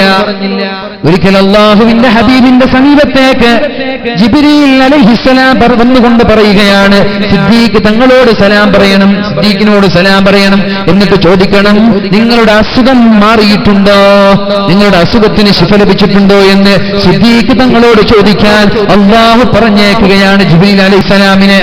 നബി തങ്ങൾ ചോദിച്ചു, സിദ്ദീഖ്, ജിബ്രീൽ അലൈഹിസ്സലാം അങ്ങയോട് സലാം പറയുകയാണ്. എന്നിട്ട് അല്ലാഹു ചോദിച്ചിട്ടുണ്ട്, നിങ്ങളുടെ പല്ലുവേദന മാറിയിട്ടുണ്ടോ? എന്തു വേദനയായിരുന്നു? പല്ലുവേദന. എന്ന് തുടങ്ങിയതാ 7 വർഷമായി നബിയെ, പിന്നെ എന്തേ എന്നോട് പറയാത്തത്? കൈഫ അസ്തകീ അനിൽ ഹബീബ് ഇലൽ ഹബീബ്. കേൾക്കൂ എന്റെ സഹോദരിമാരെ, കേൾക്കൂ എന്റെ സഹോദരങ്ങളെ, എന്റെ രക്ഷിതാക്കളെ, 7 വർഷമായി പല്ലുവേദന എന്റെ കരളിന്റെ കഷ്ണമായ എന്റെ ഹബീബിന്റെ നിഴലായ സിദ്ദീഖ് തങ്ങൾ നബി തങ്ങളോട് പറഞ്ഞിട്ടില്ല. എന്തേ പറയാതിരിക്കാനുള്ള കാരണം? കൈഫ അഷ്കൂ അനിൽ ഹബീബ് ഇലൽ ഹബീബ്. നബിയേ, അല്ലാഹു എനിക്ക് തന്ന രോഗം, ആ രോഗത്തെ ഞാൻ എങ്ങനെയാണ് നിങ്ങളോട് പരാതി പറയുക? അല്ലാഹു തന്ന രോഗമല്ലേ, ഞാൻ എങ്ങനെയാണ് നിങ്ങളോട് ഇത് പരാതി പറയാ? എന്റെ സ്നേഹിതനായ അല്ലാഹു എനിക്ക് തന്ന രോഗത്തെ മറ്റൊരു സ്നേഹിതനോട് ഞാൻ എങ്ങനെയാണ് പറയുക? അതുകൊണ്ടാണ് ഞാൻ പറയാത്തത് എന്ന് മഹാനായ സിദ്ദീഖുൽ അക്ബർ റളിയല്ലാഹു അൻഹു പറയുമ്പോ, എന്റെ പ്രിയമുള്ള സഹോദരന്മാർ ശ്രദ്ധിക്കേണ്ടത്, അല്ലാഹുവിന്റെ ഹബീബായ മുഹമ്മദുർ റസൂലുള്ളാഹ് ഒരു സഹാബി വനിതയുടെ സമീപത്തേക്ക് കടന്നു ചെല്ലുകയാണ്. ആ പെണ്ണിങ്ങനെ പിറുപിറുത്തുകൊണ്ടിരിക്കുകയാണ്, ഇങ്ങനെ എന്നിട്ട് ഒച്ച ഉണ്ടാക്കിക്കൊണ്ടിരിക്കുക. ഒരു പെണ്ണ് ഇങ്ങനെ പിറുപിറുത്തുകൊണ്ടിരിക്കുക. എന്തിനാണ് പെണ്ണെ ഇങ്ങനെ പിറുക്കുന്നത്? എന്തിനാണ് പെണ്ണെ ഇങ്ങനെ ഒച്ചപ്പാടുണ്ടാക്കുന്നത്? നബി തങ്ങൾ ചോദിച്ചു. പനി ബാധിച്ചിങ്ങനെ കിടക്കുന്ന പെണ്ണിനോട് പിറുപിറുത്തുകൊണ്ട് ഒച്ചപ്പാടുണ്ടാക്കി കൈക്കുടഞ്ഞ് അട്ടഹസിച്ച് ഇങ്ങനെ വേവനാദികളും ആപനാദികളും ഉണ്ടാക്കിക്കൊണ്ടിരിക്കുന്ന ഒരു സഹാബി വനിതയോട് അല്ലാഹുവിന്റെ ഹബീബ് ചോദിച്ചു, മാലക്കി തുസഫീൻ, എന്തിനാണ് ഇങ്ങനെ പിറുപിറുക്കുന്നത്? അപ്പോഴാണ് ആ സഹോദരി പറഞ്ഞത്, അൽഹമ്മാ ലാ ബാറകല്ലാഹ്, ഒരു ഹലാക്കിന്റെ പനി നബിയെ, അല്ലാഹുവിന്റെ ഹബീബേ, ഹലാക്കിന്റെ പനി പിടിച്ചു നബിയെ, ഈ പനി കൊണ്ട് ഞാൻ തോറ്റുപോയി നബിയെ, ഒരു ചത്ത പനി നബിയെ എന്നിങ്ങനെ ആ സഹോദരി നബി തങ്ങളോട് പറഞ്ഞപ്പോഴാണ് അല്ലാഹുവിന്റെ ഹബീബ് പറഞ്ഞത്, ലാ തസുബ്ബിൽ ഹമ്മാ, പനിയെ കുറ്റം പറയരുത്, രോഗത്തെ ചീത്ത പറയരുത്. എത്ര വലിയ രോഗം വന്നാലും, എത്ര വലിയ അസുഖം വന്നാലും ആ രോഗത്തെ നിങ്ങൾ ചീത്ത പറയരുത്. കാരണം എന്തെന്നറിയോ? ഫഇന്നൽ ഹുമ്മ, ഒരു പനി വരുമ്പോ, ഒരു തലവേദന വരുമ്പോ, ഒരു നടുവേദന വരുമ്പോ, ഒരാൾക്ക് ഷുഗർ ബാധിക്കുമ്പോ, ഒരാൾക്ക് മാരകമായ രോഗങ്ങൾ ഉണ്ടാകുമ്പോ, ആ രോഗങ്ങൾ കാരണം മരങ്ങളിൽ നിന്ന് ഇലകൾ കൊഴിഞ്ഞു വീഴുന്നത് പോലെ, മരങ്ങളിൽ നിന്ന് ഇലകൾ കൊഴിഞ്ഞു വീഴുന്നത് പോലെ അയാളുടെ തിന്മയുടെ ഏടുകളിൽ നിന്ന് അയാളുടെ പാപങ്ങൾ അല്ലാഹു മായ്ച്ചു കളയുമെന്ന് മുഹമ്മദുർ റസൂലുള്ളാഹ്. അപ്പൊ തലവേദന വേണോ വേണ്ടേ? പനി വേണോ വേണ്ടേ? ഒരു പനി വന്നു, നാട്ടുകാരോടൊക്കെ വിളിച്ചിട്ട് ഫോൺ വിളിച്ച് പറയാൻ നിൽക്കണ്ട. ആരെങ്കിലും വീട്ടിൽ വരുമ്പോ എനിക്ക് സുഖമില്ല, ഒരാഴ്ച ഞാൻ കിടപ്പിനാണ്, എനിക്ക് എണിക്കാൻ പറ്റുന്നില്ല, ഇരിക്കാൻ പറ്റുന്നില്ല, ഭക്ഷണം ഞാൻ പിന്നെ കഴിക്കാറേയില്ല, ഇത് വേണ്ട. ഇതുണ്ടെങ്കിൽ കൂലിയല്ല കിട്ട, കുറ്റമാണ്. ആരും അറിയിക്കണ്ട. ഹോസ്പിറ്റലിൽ പോകുന്നതിൽ കുഴപ്പമില്ല, ഹോസ്പിറ്റലിൽ പോയി ഡോക്ടർമാരെ കാണിക്കുന്നതിന് കുഴപ്പമില്ല. ആലോചിക്കണം. നമ്മള് മഹാനായ തൃപ്പനച്ചി കിഴിശ്ശേരി തൃപ്പനച്ചി അഹമ്മദ് മുസ്ലിയാർ ഈ പ്രബുദ്ധ കേരളത്തിൽ അവസാനമായി ലോകത്തോട് വിട പറഞ്ഞു പോയ മഹാനായ വലിയാണ് അദ്ദേഹം. മാരകമായ രോഗങ്ങൾ പിടിപെട്ടിട്ട് അദ്ദേഹത്തിന്റെ കൂടെ നടക്കുന്ന ആളുകൾ ഹോസ്പിറ്റലിലേക്ക് പോകാമെന്ന് പറഞ്ഞപ്പോ ഞാൻ ഹോസ്പിറ്റലിൽ പോവില്ല, ഹോസ്പിറ്റലിൽ പോവണം നമ്മൾ. പക്ഷേ ദറജ കൂടിയ ആളുകൾ ഹോസ്പിറ്റലിൽ പോവില്ല. അവരൊന്ന് മന്ത്രിക്കാൻ പോലും പറയൂല, അവരൊന്ന് ദുആ ചെയ്യിപ്പിക്കുക പോലുമില്ല. അവരിത് സഹിക്കുമ്പോ അവർ സ്വർഗത്തിൽ ഉന്നതമായ തട്ടിലെത്തും. മഹാനായ തൃപ്പനച്ചി അഹമ്മദ് മുസ്ലിയാർ ഈശ്വരി പോയ ആളുകളുണ്ടാകും, സിയാറത്തിനൊക്കെ പോയ ആളുകളുണ്ടാകും. വലിയ മഹാനാണ്. രോഗം വന്ന് മാരകമായ രോഗങ്ങൾ പിടിപെട്ട അവസാനം ഹോസ്പിറ്റലിൽ പോകാൻ അദ്ദേഹം തയ്യാറായില്ല. ഹിസാബില്ലാത്ത വിചാരണയില്ലാതെ ആയിരക്കണക്കിന് 70,000 ആളുകൾ സ്വർഗത്തിലേക്ക് പോകുമെന്ന് അല്ലാഹുവിന്റെ ഹബീബ് പറഞ്ഞപ്പോ അവിടെ കൂടിയിരിക്കുന്ന സ്വഹാബാക്കൾ ചർച്ചയിലായി. ആരായിരിക്കും 70,000 ആളുകൾ? ചില ആളുകൾ പറഞ്ഞു അത് മക്കക്കാരായ ആളുകളായിരിക്കും. ചില ആളുകൾ പറഞ്ഞു നബിയുടെ കൂടെ ആദ്യം മുസ്ലിമായ ആളുകളായിരിക്കും. ചില ആളുകൾ പറഞ്ഞു അല്ല, യുദ്ധത്തിന് പോയി ഷഹീദായ ആളുകളായിരിക്കും. അങ്ങനെ ചർച്ച ചെയ്യുമ്പോഴാണ് നബി തങ്ങൾ ആ വഴിയിലൂടെ കടന്നു വരുന്നത്. എന്താ നിങ്ങൾ ചർച്ച ചെയ്യുന്നത്? അപ്പോഴാണ് സ്വഹാബാക്കൾ പറഞ്ഞത് 70,000 ആളുകൾ ഹിസാബില്ലാതെ സ്വർഗത്തിലേക്ക് പോകുമെന്ന് പറഞ്ഞുവല്ലോ, അവരാരാണെന്നാണ് നമ്മൾ ചർച്ച ചെയ്യുന്നത്. നബി തങ്ങൾ പറഞ്ഞു അവർ രോഗം വന്നാൽ മന്ത്രിക്കാത്ത ആളുകളാണ്. രോഗം വന്നാൽ അവർ ഹോസ്പിറ്റലിലേക്ക് പോലും കാണിക്കാതെ അള്ളാഹുവിലേക്ക് വരമേൽപ്പിക്കുന്ന ആളുകളാണ്. അള്ളാഹു തന്ന രോഗമല്ലേ, അള്ളാഹു തന്നെ തിരിച്ചു കൊണ്ടുപോകട്ടെ. അങ്ങനെ ക്ഷമിക്കുന്ന ആളുകൾ. ആ ഒരു പൊസിഷൻ നമ്മൾ എത്തിയിട്ടില്ല. അതുകൊണ്ട് തൽക്കാലം ഹോസ്പിറ്റലിലൊക്കെ പോവുക. ആ ദർജ എത്തിയ ആളുകൾക്ക് കുഴപ്പമില്ല.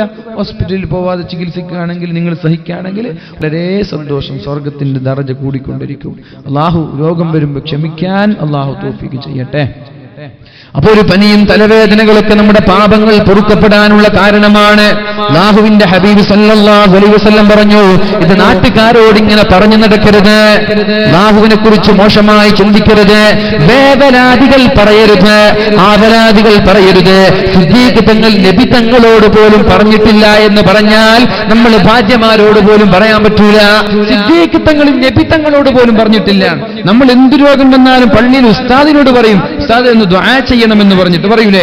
എത്ര വലിയ രോഗമാണെങ്കിലും ചെറിയ രോഗമാണെങ്കിലും ഖുതുബയ്ക്കോ ജുമുഅയ്ക്കോ പള്ളിയിൽ വന്നാൽ ഉസ്താദിനോടൊന്ന് പറഞ്ഞു, ഉസ്താദെ അസുഖങ്ങളുണ്ടൊന്ന് ദുആ ചെയ്യേണ്ട, ഒരു 100 or 500 കൊടുത്ത് നമ്മൾ ദുആ ചെയ്യിപ്പിക്കും. പക്ഷേ ദുആ ചെയ്യിപ്പിക്കുകയും ദുആ ചെയ്യിപ്പിച്ചാൽ ശിഫ ലഭിക്കുമെന്ന് ഉറപ്പുള്ള നബി തങ്ങളോട് സിദ്ദീഖ് തങ്ങൾ പറഞ്ഞില്ല.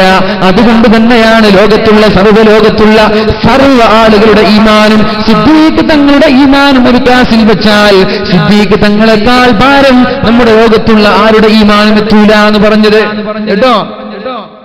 ലോകത്തുള്ള എല്ലാ ആളുകളുടെ ഈമാൻ ഒരു തുലാസില്, സിദ്ദീഖ് തങ്ങളുടെ ഈമാന് മാത്രം ഒരു തുലാസില്. ഈ ലോകത്തുള്ള എല്ലാ ആളുകളിൽ ആരൊക്കെ പെടുന്നുണ്ടെന്നറിയോ?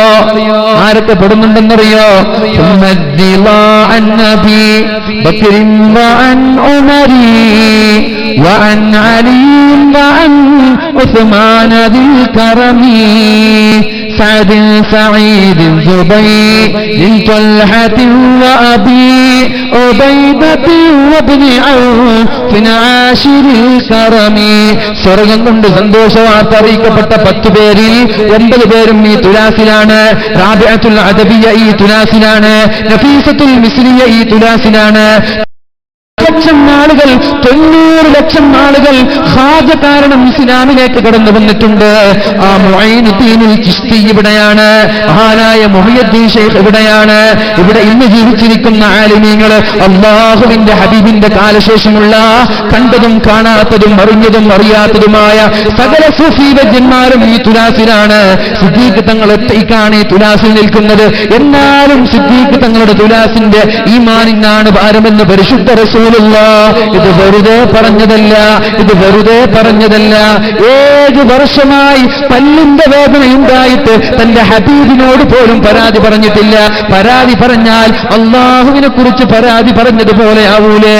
അതുകൊണ്ടാണ് പരാതി പറയാത്തത്. എന്റെ പ്രിയപ്പെട്ട നാട്ടുകാരോട് എനിക്ക് പറയാനുള്ളത്, അതുകൊണ്ട് രോഗം വന്നാൽ, പ്രയാസങ്ങളുണ്ടായാൽ, കടക്കണയുണ്ടായാൽ, വീടില്ലെങ്കിൽ കല്യാണത്തിന് ബാധ്യതയുണ്ടായാൽ നാട്ടുകാരെ ഏൽപ്പിക്കാൻ നിൽക്കണ്ട. ആദ്യം അല്ലാഹുവിനോട് പറയും. നിങ്ങളുടെ മനസ്സുകളിൽ കുത്തിവെക്കാനുള്ള മനോഹരമായ ഒരു ഹദീസ് ഞാൻ പഠിപ്പിച്ചു തരട്ടെ. ഈ ഹദീസ് പഠിച്ചു വെച്ചാൽ പിന്നെ ടെൻഷനില്ല. ഈ ഹദീസ് പഠിച്ചു വെച്ചാൽ പിന്നെ പ്രയാസമില്ല. നിങ്ങൾ പഠിക്കണം, നിങ്ങളുടെ മക്കളോട് പറഞ്ഞു കൊടുക്കണം, നിങ്ങളുടെ ഭാര്യമാരോട് പറഞ്ഞു കൊടുക്കണം. ഏതാണ് ആ ഹദീസ്? അല്ലാഹുവിന്റെ ഹബീബ് പറയാണ്, ഇന്നി ഉഅല്ലിമുക കലിമാത്. നിങ്ങൾക്ക് ഞാൻ ചില കാര്യങ്ങൾ പഠിപ്പിച്ചു തരട്ടെ. എന്താണ് കാര്യമെന്നറിയോ?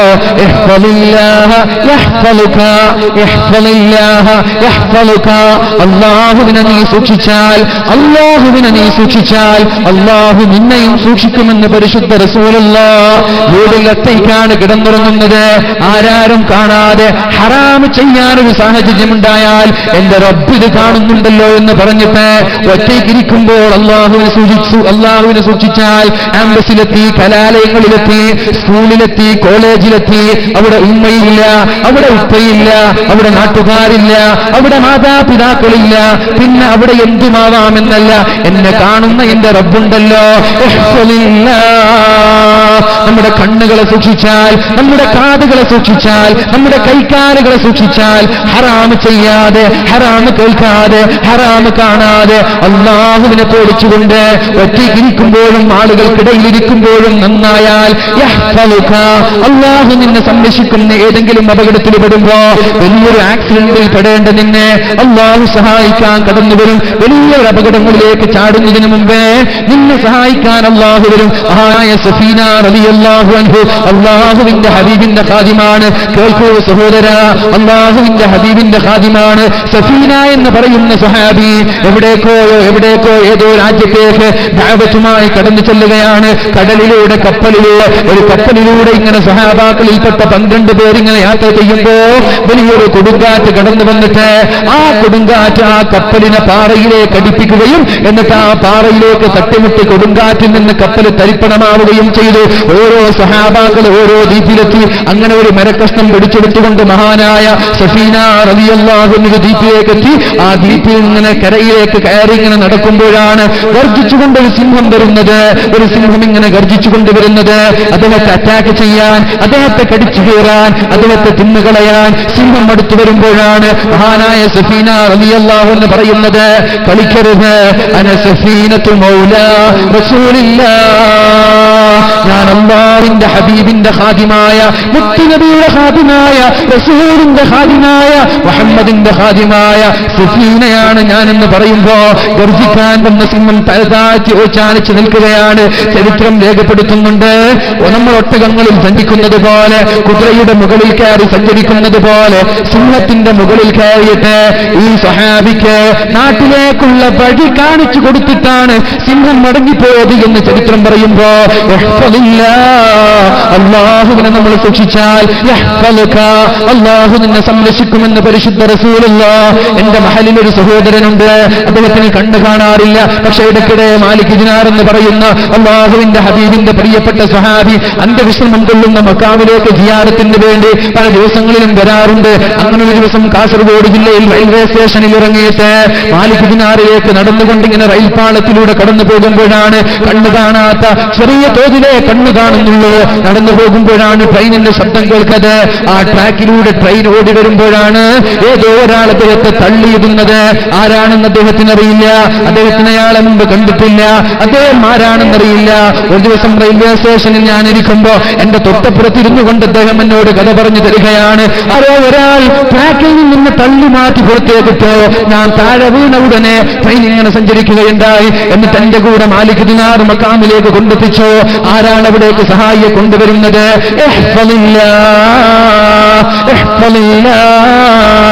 അള്ളാഹുവിനെ സൂക്ഷിച്ചാൽ. എനിക്കറിയാം, ഞാൻ ജുമാ നിസ്കാരത്തിന് വേണ്ടി ചെറുവത്തൂരിലേക്ക് പള്ളിയിലേക്ക് 11 മണിക്ക് പോയാൽ തസ്ബീഹുമാല പിടിച്ചിങ്ങനെ നടക്കുകയാണ്. പരിശുദ്ധമായ റമദാനിൽ പള്ളിയിൽ ഇരുന്നിട്ട് ഇങ്ങനെ ദിക്ർ ചൊല്ലുന്ന സഹോദരനാണ്. അള്ളാഹുവിനെ നമ്മൾ സൂക്ഷിച്ചാൽ നിന്റെ പ്രതിസന്ധി ഘട്ടങ്ങളിൽ നിന്നെ അള്ളാഹു സഹായിക്കുമെന്നതൊരു സംശയമില്ല. നിനക്ക് വീടില്ലേ, വീട് തരാൻ അള്ളാഹുണ്ട്. നിനക്ക് മക്കളില്ലേ, മക്കളെ തരാൻ അള്ളാഹുണ്ട്. നിനക്ക് മക്കളിൽ പ്രയാസമുണ്ടോ, ആ പ്രയാസം പരിഹരിക്കാൻ അള്ളാഹുണ്ട്. എന്നിട്ട് അള്ളാഹുവിന്റെ ഹബീബ് പറയാണ്, കേൾക്കൂ എന്റെ സഹോദര, അള്ളാഹുവിനെ സൂക്ഷിച്ചാൽ അള്ളാഹുവിനെ മുന്നിൽ കണ്ടെത്താൻ പറ്റും. മഹാനായ സമസ്ത കേരള ജംഇയ്യത്തുൽ ഉലമയ്ക്ക് സുത്യർഹമായ നേതൃത്വം നൽകിയ കോയക്കുട്ടി ഉസ്താദ്, അദ്ദേഹം ഒരു മദ്രസയുടെ ഉദ്ഘാടനത്തിന് വേണ്ടിയിട്ട് തോണിയിലൂടെ പുഴയിലൂടെ സഞ്ചരിച്ചു കൊണ്ടിരിക്കുകയാണ്. അപ്പോഴാണ് വലിയൊരു കൊടുങ്കാറ്റ് കടന്നു വന്നുകൊണ്ട് അദ്ദേഹത്തിന്റെ തോണിയുമായി, അദ്ദേഹത്തിന്റെ നൗകയുമായി, അദ്ദേഹത്തിന്റെ ആ മഞ്ചലുമായി നേരെ കടൽക്കരയിലേക്ക് കൊണ്ടുപോകുന്നത്. തിരമാലകൾ ആഞ്ഞടിക്കുന്ന ചുഴിയിലേക്ക് അദ്ദേഹം സഞ്ചരിക്കുന്ന തോണി ഇങ്ങനെ സഞ്ചരിച്ചു കൊണ്ടിരിക്കുകയാണ്. ആ വെള്ളത്തിലുള്ള, ആ തോണിയിലുള്ള, ആ ബോട്ടിലുള്ള ആളുകളൊക്കെ കരയുമ്പോ അട്ടഹസിക്കുമ്പോ ഉടനെ തന്നെ മഹാനായ കോയക്കുട്ടി ഉസ്താദ് വിളിക്കുന്നത്, യാ മുഹീസ് അഗ്ഫിനി, യാ മുഗീസ് അഗ്സിനി, യാ മുഗീസ് അഗ്സിനി. എല്ലാവരും വിചാരിച്ചു മരിച്ചുപോയെന്ന്. ശക്തമായ തിരമാലകളുള്ള സമുദ്രത്തിന്റെ ചുഴിയിലേക്ക് കൊടുങ്കാറ്റ് വിളിച്ചു കൊണ്ടുപോകുമ്പോഴാണ് ജീവിതത്തിൽ തുടക്കം മുതൽ ഒടുക്കം വരെ അള്ളാഹുവിനെ പേടിച്ചു നടന്ന ഒരു മഹാമനീഷി, അള്ളാഹുവിനെ ഭയപ്പെട്ട് ജീവിച്ച ഒരു പണ്ഡിതൻ, അള്ളാഹുവിനെ പേടിച്ച് ഉഖ്റവിയായ ഒരു പണ്ഡിതൻ അള്ളാഹുവിനെ വിളിക്കുന്നത് യാ മുഗീസ് അഗ്സിനി, അള്ളാഹുവെ സഹായിക്കണേ എന്ന് പറയേണ്ട താമസം ചുഴിയിലേക്ക് അമിതമായ വേഗത്തിൽ സഞ്ചരിച്ചിരുന്ന ആ തോണിയെ, ആ ബോട്ടിനെ മറുഭാഗത്ത് നിന്ന് വലിയൊരു കാറ്റ് നേരെ മറ്റൊരു കരയിലേക്ക് കൊണ്ടുപോവുകയാണ്. അദ്ദേഹത്തിന്റെ ജീവിതത്തിലുണ്ടായ ഒരു അനുഭവം അദ്ദേഹം വിശദീകരിക്കുന്നുണ്ട്. അതുപോലെ തന്നെ പരീക്ഷണങ്ങളുടെ കഥ പറയുമ്പോ, വിഷമങ്ങളുടെ കഥ പറയുമ്പോ, പ്രയാസങ്ങളുടെ കഥകൾ പറയുമ്പോ ആരായ കാളമ്പാടി ഉസ്താദിനെ എങ്ങനെയാണ് നമ്മൾ അനുസ്മരിക്കാതിരിക്കുന്നത്? സമസ്ത കേരള ജംഇയ്യത്തുൽ ഉലമയുടെ പ്രഗത്ഭനായ പ്രസിഡന്റായിരുന്ന മഹാനായ കാളമ്പാടി ഉസ്താദ്, അദ്ദേഹം തന്റെ ജാമിയയിൽ ഇങ്ങനെ കിതാബ് എടുത്തുകൊണ്ടിരിക്കുമ്പോ, ബുഖാരി എടുത്തുകൊണ്ടിരിക്കുമ്പോ, കുട്ടികൾക്ക് ദർസ് പഠിപ്പിച്ചുകൊണ്ടിരിക്കുമ്പോഴാണ് ഒരാൾ പുറത്തുനിന്ന് വെയിറ്റ് ചെയ്യുന്നത്. എന്താണെന്ന് ചോദിച്ചു. നേരകത്തേക്ക് വന്നു ഉസ്താദിനോട് പറഞ്ഞു, ഉസ്താദ്, നിങ്ങളുടെ 2 മക്കള് ആക്സിഡന്റിൽ പെട്ട് മരിച്ചു പോയിരിക്കുകയാണ്. കല്യാണപ്രായമെത്തിയ 2 പെൺമക്കളെ എവിടെയോ കല്യാണത്തിന് പോയി വരുമ്പോ ബസ് മറിഞ്ഞിട്ട് 2 പെൺമക്കള്, നിങ്ങളുടെ 2 പെൺമക്കള് ആക്സിഡന്റിൽ പെട്ട് മരിച്ചു പോയിരിക്കുകയാണ്. നമ്മളെന്താ ചെയ്യാ? ഓ വീട്ടിലേക്ക് പോകൂലേ? അട്ടഹസിച്ചുകൊണ്ട് വീട്ടിലേക്ക് പോകൂലേ? ആ മഹാനായ കാളമ്പാടി ഉസ്താദ് പറഞ്ഞ വാക്കെന്തെന്നറിയുമോ? ബുഖാരി ക്ലാസ് എടുത്തുകൊണ്ടിരിക്കുകയാണ്. അസഹുൽ കിതാബി ബഅദൽ ഖുർആൻ, ഖുർആൻ കഴിഞ്ഞാൽ ഏറ്റവും സ്വീകാര്യമായ കിതാബ് സഹീഹുൽ ബുഖാരിയാണല്ലോ. അല്ലാഹുവിന്റെ ഹബീബിന്റെ ഹദീസുകളാണല്ലോ ഇതിൽ സമാഹരിച്ചിരിക്കുന്നത്. ഈ ബുഖാരി ഉണ്ടല്ലോ, ഇത് എന്തെങ്കിലും പറയുമ്പോൾ പൂട്ടിവെക്കാനുള്ളതല്ല. കേൾക്കൂ എന്റെ സഹോദര, ആരെങ്കിലും എന്തെങ്കിലും പറയുമ്പോ ഈ ബുഖാരി ക്ലാസ് പൂട്ടിവെക്കാനുള്ളതല്ല. താൻ ജന്മം നൽകിയ തന്റെ കരളിന്റെ കഷ്ണമായ 2 പെൺമക്കൾ ലോകത്തോട് ആക്സിഡന്റിലൂടെ വിട പറഞ്ഞിട്ട് ബുഖാരി ഇമാമിന്റെ കിതാബ് മക്കൾക്ക് ഇങ്ങനെ ക്ലാസ് എടുത്തുകൊണ്ടിരിക്കുമ്പോ ആ പീരീഡ് പൂർത്തിയാകുന്നത് വരെ ക്ലാസ് എടുത്തിട്ടാണ് അദ്ദേഹം വീട്ടിലേക്ക് ചെല്ലുന്നത്. എന്നിട്ട് വീട്ടിലെത്തിയിട്ട് ഒരുപാട് ആളുകൾ ഇങ്ങനെ സാന്ത്വനിപ്പിക്കാൻ വേണ്ടി, സമാധാനിപ്പിക്കാൻ വേണ്ടി കടന്നു വന്നിട്ട് ഒന്നാമത്തെ മയ്യിത്താണ് വന്നത്. ഒന്നാമത്തെ മയ്യിത്ത് വന്നു. അവിടെ മയ്യിത്ത് നിസ്കാരം കഴിഞ്ഞു. എന്നിട്ട് ആളുകൾ ഇങ്ങനെ കടന്നു പോകുമ്പോ മഹാനായ കാളമ്പാടി ഉസ്താദ് അവിടെ നിന്ന് പറയുമായിരുന്നു, ഒരാളെ വന്നിട്ടുള്ളൂ, ഒരാളും കൂടി വരാനുണ്ട്, ആ മയ്യിത്തും കൂടി നിസ്കരിച്ചു പോയാൽ പോരെ എന്ന് മഹാനായ കാളമ്പാടി ഉസ്താദ് വീട്ടിൽ നിന്ന് ചോദിക്കുമ്പോ ഇത് അല്ലാഹു അബദനുൻ അലൽ ബലാഇ സാബിർ, പരീക്ഷണങ്ങളിൽ ക്ഷമിക്കാനുള്ള ഹൃദയം അല്ലാഹു അവർക്ക് നൽകിയിരിക്കുകയാണ്. അതുപോലൊരു ഹൃദയമാണ് നമ്മൾക്ക് വേണ്ടത്. എന്ത് പരീക്ഷണങ്ങൾ വന്നാലും, എത്ര വലിയ രോഗം വന്നാലും, എത്ര വലിയ പ്രയാസങ്ങൾ വന്നാലും പെൺമക്കൾക്ക് ഇങ്ങനെ പുതിയാപ്പിള അന്വേഷിക്കുകയാണ്, വരനെ അന്വേഷിക്കുകയാണ്. വർഷങ്ങൾ 10ആയി, വർഷങ്ങൾ 15ആയി, ഒന്നും ശരിയാവുന്നില്ല. ഉപ്പമാരെ നിങ്ങൾ വിഷമിക്കേണ്ട, അല്ലാഹുവിന്റെ പരീക്ഷണമാണ്. അതിൽ നിങ്ങൾ ക്ഷമിച്ചു നിൽക്കണേ, അല്ലാഹുവിനോട് ദുആ ചെയ്യണേ. പരീക്ഷണങ്ങളെ തടയാനുള്ള 4 മരുന്നുകളുണ്ട് ഇൻഷാ അല്ലാഹ്. കാലന്റെ അവസാനത്തിൽ പറയുന്നുണ്ട്, പരീക്ഷണങ്ങളെ ചെറുക്കാൻ 4 മരുന്നുകൾ പണ്ഡിതന്മാർ പഠിപ്പിക്കുന്നുണ്ട് ഇൻഷാ അല്ലാഹ്. ഇതിന്റെ അവസാനത്തിൽ പറയുന്നുണ്ട്, ഏതായാലും അല്ലാഹുവിന്റെ ഹബീബ് പറയുന്നത്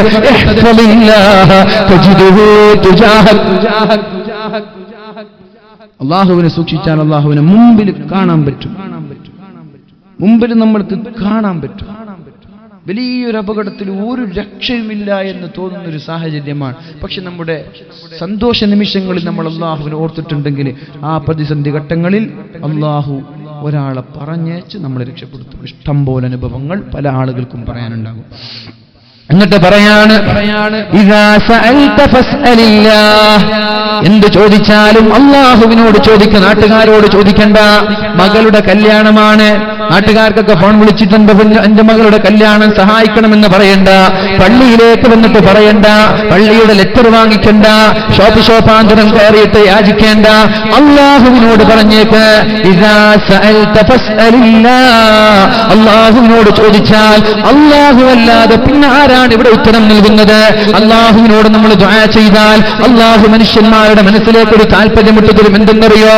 അയൽവാസിയുടെ വലിയ മുതലാളിയായ അയൽവാസിയാണെങ്കിൽ അവന്റെ മനസ്സിലേക്ക് അള്ളാഹു ഒരു താല്പര്യമിട്ട് കൊടുക്കും. എന്ത്?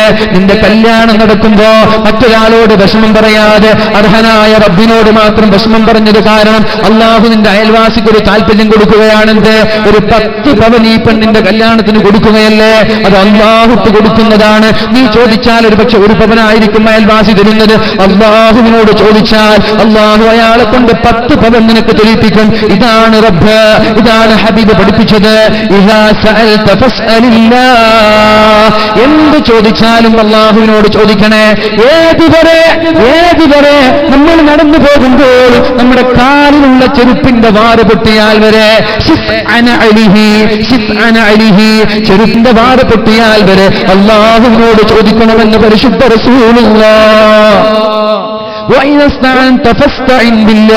എന്ത് സഹായം വേണമെങ്കിലും അള്ളാഹുവിനോട് സഹായം ചോദിക്കണം. എന്നിട്ട് പറയാണ്, വഅലം, നീ അറിയണേ, ജീവിതത്തിലെ ഏറ്റവും പ്രധാനപ്പെട്ട ഒരു പോയിന്റ് നീ മനസ്സിലാക്കണേ. അന്നൽ ഉമ്മത, നാട്ടുകാരെല്ലാം ലബിജ്തമഅത, ഒരുമിച്ച് കൂടിയാൽ എന്തിനാണ്? അലാ അൻ യൻഫഉക ബിശൈഇൻ, നിനക്കൊരു ഉപകാരം ചെയ്യാൻ. പരടാലയിലുള്ള എല്ലാ വീട്ടുകാരും ഒരുമിച്ചു ഇന്നാലിന്നൊരു ചെറുപ്പക്കാരന് ഒരു 10,000 രൂപ കൊടുക്കണമെന്ന്, അല്ലെങ്കിൽ നാടിന്റെ സാമൂഹിക പ്രവർത്തനങ്ങൾക്ക് ചുക്കാൻ പിടിക്കുന്ന നല്ലൊരു രാഷ്ട്രീയ നേതാവിന് ഒരു വണ്ടി വാങ്ങിച്ചു കൊടുക്കണമെന്ന് നാട്ടുകാരൊക്കെ ഒരുമിച്ചുകൂടി എല്ലാ മീറ്റിംഗിലും പാസ്സായി അവസാനം വണ്ടി വാങ്ങാൻ പോകുമ്പോ അദ്ദേഹത്തിന് വണ്ടി ലഭിക്കാൻ 1 സെക്കൻഡ് മാത്രമേ ഉള്ളൂ. അല്ലാഹു അത് കണക്കാക്കിയിട്ടില്ലെങ്കിൽ അവന് വണ്ടി ലഭിക്കൂല. കാരണമെന്ത്? അവിടെ പോകുമ്പോഴേക്കും മറ്റൊരാൾ കടന്നു വരും. അതെന്ത് ഇയാൾക്ക് മാത്രം കൊടുക്കുന്നത്? ഇയാളെപ്പോലെ രാഷ്ട്രീയക്കാരനായ വേറെ ഒരാളില്ലേ, അയാൾക്കും കൊടുക്കണ്ടേ? 2 പേർക്കും കൊടുക്കാൻ കാശില്ല. തൽക്കാലം 2ഉം ഉപേക്ഷിച്ചു. കാരണം നാട്ടുകാരല്ല, അള്ളാഹുവിന്റെ ഖലായിൽ ഇയാൾക്കൊരു വണ്ടി ലഭിക്കാൻ അള്ളാഹു കണക്കാക്കിയിട്ടില്ല. അതാണ് അള്ളാഹുവിന്റെ ഹബീബ് പഠിപ്പിക്കുന്നത്. വഅലം, നീ അറിയണം സഹോദര, അന്നൽ ഉമ്മത, നാട്ടുകാരെല്ലാം ലബിജ്തമഅത അലാ അൻ യൻഫഉക ബിശൈഇൻ, നിനക്കൊരു ഉപകാരം ചെയ്തു തരാൻ, നിനക്കൊരു വണ്ടി വാങ്ങിക്കാൻ, നിനക്കൊരു വീട് വെക്കാൻ വേണ്ടി എല്ലാവരും തീരുമാനിച്ചു. ഇല്ലാ ബിശൈഇൻ ഖദ് കതബഹു അല്ലാഹു, അള്ളാഹു കണക്കാക്കിയാലേ അത് നിനക്ക് ലഭിക്കുകയുള്ളൂ. നാട്ടുകാരൊരുമിച്ച് കൂടിയതുകൊണ്ട്, പ്രധാനമന്ത്രിയുടെ സീൽ ലഭിച്ചതുകൊണ്ട്, മുഖ്യമന്ത്രിയുടെ സീൽ ലഭിച്ചതുകൊണ്ട്, പഞ്ചായത്ത് പ്രസിഡന്റിന്റെ സീൽ ലഭിച്ചതുകൊണ്ട് അത് നമ്മൾക്ക് ലഭിക്കൂല. അള്ളാഹുവിന്റെ ഖളാ ഇല്ലെങ്കിൽ ഒരു നിലക്കും നമ്മൾക്ക് ലഭിക്കൂല. പിന്നെ പറയാണ്,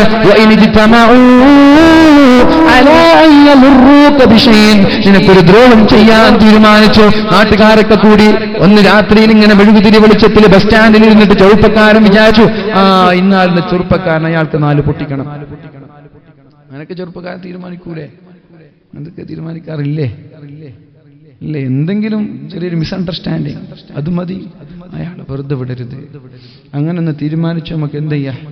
ഒരു ജോലി കഴിഞ്ഞിട്ട് എന്നും ഈ വഴിയിലൂടെ പോകുമ്പോൾ ഒരു 9 മണി നമുക്ക് റോഡ് സൈഡിൽ ഇങ്ങനെ നിൽക്കുക, ഒരു വന്ന് അറ്റാക്ക് ചെയ്യാം. അങ്ങനെ തീരുമാനിച്ചു, ഉറപ്പിച്ചു. എല്ലാവരും ഇങ്ങനെ സൈഡിൽ നിന്നു. പക്ഷെ അള്ളാഹുവിന്റെ ഖലായിൽ അങ്ങനെയില്ല.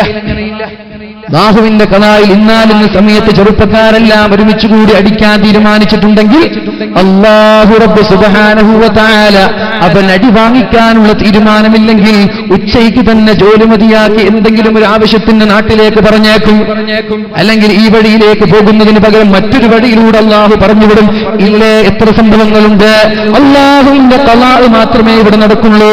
അതുകൊണ്ട് അള്ളാഹുവിന്റെ ഖലാഇനെ മാറ്റിമറിക്കാൻ, ശർറായ വിധികളെ മാറ്റിമറിക്കാൻ അള്ളാഹുവിന്റെ ഹബീബായ മുഹമ്മദ് റസൂലുള്ളാഹി സ്വല്ലല്ലാഹു അലൈഹി വസല്ലമ തങ്ങൾ പഠിപ്പിച്ച 4 കാര്യം കൂടി പറഞ്ഞുകൊണ്ട് ഞാൻ എന്റെ വാക്കുകൾ ഉപസംഹരിക്കുകയാണ്. നിങ്ങളെത്തിയോ? സമയം തോന്നുന്നുണ്ടല്ലോ. 50 11:30 നിർത്തേണ്ട ആളാണ്. തങ്ങൾ എത്തിയിട്ടുണ്ടെങ്കിൽ കൊണ്ടുവന്നോളൂ. ഇങ്ങനെ പോന്നത്ര പോട്ടെ എന്ന് പറഞ്ഞിട്ട് വേണ്ട, നമുക്ക് നാടും പ്രസംഗിക്കാനുള്ളതാണ്.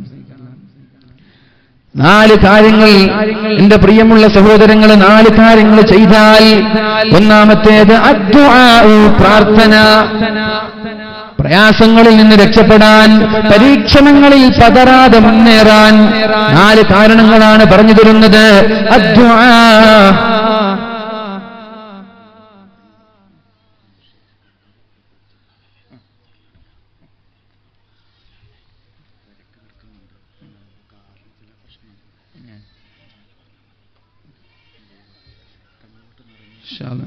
അല്ലാഹു ശിഫാക്കട്ടെ.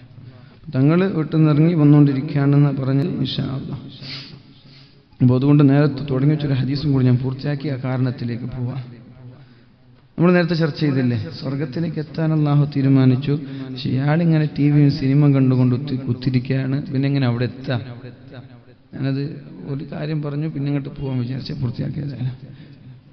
ഇന്നൽ അബ്ദ ഇദാ സബഖത് ലഹു മിനല്ലാഹി മൻസില, അല്ലാഹു ഒരാൾക്ക് ഒരു സ്ഥാനം നൽകാൻ ഉദ്ദേശിച്ചാൽ ഫലം യബ്ലുഗ്ഹാ ബിഅമലിൻ, അമൽ കൊണ്ട് അവിടെ എത്തും എന്നുള്ളൊരു പ്രതീക്ഷയില്ല.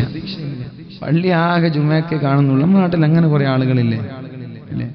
പള്ളിക്ക് വരൂല. പള്ളി മാസത്തിലൊരിക്കൽ, ആഴ്ചയിലൊരിക്കൽ, പെരുന്നാളിനൊക്കെ വരിക. പക്ഷെ പള്ളിയിൽ എന്തെങ്കിലും ഒരു മീറ്റിംഗ് നടക്കുന്നുണ്ടെന്ന് പറഞ്ഞാൽ അപ്പോൾ ഓടിയെത്തും. അവിടെ വന്നിട്ട് കുഴപ്പമുണ്ടാക്കും. അങ്ങനെയുള്ള ആളുകൾ നമ്മുടെ നാട്ടിലില്ലേ? എല്ലാ നാട്ടിലുണ്ടാവും അങ്ങനെ കുറച്ച് ആളുകൾ അല്ലേ? പള്ളിയിലെ സുബഹിക്ക് ആജീവനാന്ത കാലം, അല്ലെങ്കിൽ ജനിച്ചത് മുതൽ സുബഹിക്ക് പള്ളിക്ക് വന്നിട്ടുണ്ടാവില്ല. അങ്ങനെയുള്ളൊരു ചെറുപ്പക്കാരാണ് ബസ് സ്റ്റാൻഡിലെത്തിയപ്പോൾ ഇങ്ങനെ നാട്ടാരങ്ങനെ ചർച്ച ചെയ്യുന്നത്, ഇന്ന് ഉസ്താദ് സുബഹി നിസ്കാരത്തിന് എണീറ്റിട്ടില്ല. അയാൾ വെറുതെ വിടാൻ പാടില്ല, അയാൾ നമുക്ക് ഇന്ന് തന്നെ പുറത്താക്കണം. ഇന്ന് വരെ സുബഹിക്ക് പള്ളിക്ക് വരാത്ത ആൾ പിന്നെ ചർച്ചയാണ്, പിന്നെ ആവേശം, പിന്നെ കൈമടക്കി നേരെ പള്ളിയിലേക്ക് വന്നു. അങ്ങനെ കുറേ ആളുകൾ നമ്മുടെ നാട്ടിൽ ഉണ്ടാവാറുണ്ട്. അങ്ങനെ എല്ലാ തോന്നിവാസങ്ങൾക്കും കൂട്ടുനിൽക്കുന്ന ഒരാൾ. പക്ഷെ പടച്ചോൻ വിചാരിച്ചത് അയാൾക്ക് സ്വർഗം കൊടുക്കണമെന്നാണ്. നമ്മൾ വിചാരിക്കുന്ന അയാൾ ഒരിക്കലും സ്വർഗത്തിൽ എത്തൂല എന്നാണ്. പക്ഷെ പഠിച്ചോനൊക്കെല്ല അയാൾ സ്വർഗത്തിലുണ്ട്. പക്ഷെ എങ്ങനെയാണ് അവിടെ എത്തുക? ഒരു 40 വയസ്സ് വരെയൊക്കെ ഇങ്ങനെ നാട്ടിൽ പ്രശ്നം ഉണ്ടാക്കും, ആരും കുഴപ്പമുണ്ടാക്കും. പക്ഷെ 40 വയസ്സൊക്കെ കഴിയുമ്പോ അവന്റെ ശരീരത്തിൽ അല്ലാഹു രോഗം നൽകും, ഒരു ആക്സിഡന്റിൽ പെടും. ഉദാഹരണമാണ്. പിന്നെ ഒരു 60 വയസ്സ് വരെ കിടന്ന കിടപ്പിലാണ്. പിന്നെ നടക്കാൻ പറ്റുന്നില്ല, ഇരിക്കാൻ പറ്റുന്നില്ല, വീട്ടിൽ തന്നെ ബെഡിൽ തന്നെ ഇരിക്കുകയാണ്. എന്തെങ്കിലും വീൽ ചെയറോ എന്തെങ്കിലും സഹായത്തിനുള്ള വടികളൊക്കെ പിടിച്ചാണ് നടക്കുന്നത്. 40 വയസ്സ് വരെ തോന്നി. നമ്മൾ വിചാരിക്കും അയാൾ കുരുത്തക്കേടിന് പിടിച്ചും കൊടുത്താണ്. അല്ല, കുരുത്തക്കേടിനല്ല കൊടുത്തത്, അള്ളാഹു സ്വർഗത്തിൽ എത്തിക്കാൻ വേണ്ടി കൊടുത്തതാണ്. കുരുത്തക്കേടിന് കൊടുത്തല്ല, കുരുത്തക്കേടിന് കൊടുക്കൂല. അങ്ങനെയാണ്. ഇവിടെ കുരുത്തക്കേട് കടിച്ച ആളുകൾക്ക് അള്ളാഹു ദുനിയാവിന് ശിക്ഷ കൊടുക്കുകയില്ല. വിധങ്ങൾ പറയുന്നുണ്ട് സല്ലല്ലാഹു അലൈഹി വസല്ലം, ഇദാ അറാദല്ലാഹു ബിഅബ്ദിഹി ഖൈറാ, അല്ലാഹു ഒരു അടിമയ്ക്ക് ഖൈർ ഉദ്ദേശിച്ചാൽ, ഒരടിമയോട് സ്നേഹം തോന്നിയാൽ, അജ്ജല ലഹുൽ ഉഖൂബത ഫിദ്ദുനിയ, അയാൾ ഒരു തെറ്റ് ചെയ്താൽ ദുനിയാവിൽ തന്നെ ശിക്ഷ നൽകും. സ്നേഹമുള്ള ആളാണ്, അയാളോട് പഠിച്ചവന് സ്നേഹാണ് എങ്കിൽ അയാൾ ദുനിയാവിൽ ഒരു തെറ്റ് ചെയ്താൽ ദുനിയാവിൽ തന്നെ ശിക്ഷ നൽകും. ഒരടിമയെ നരകത്തിലേക്ക് കൊണ്ടുപോകാനാണ് അല്ലാഹു ഉദ്ദേശിക്കുന്നതെങ്കിൽ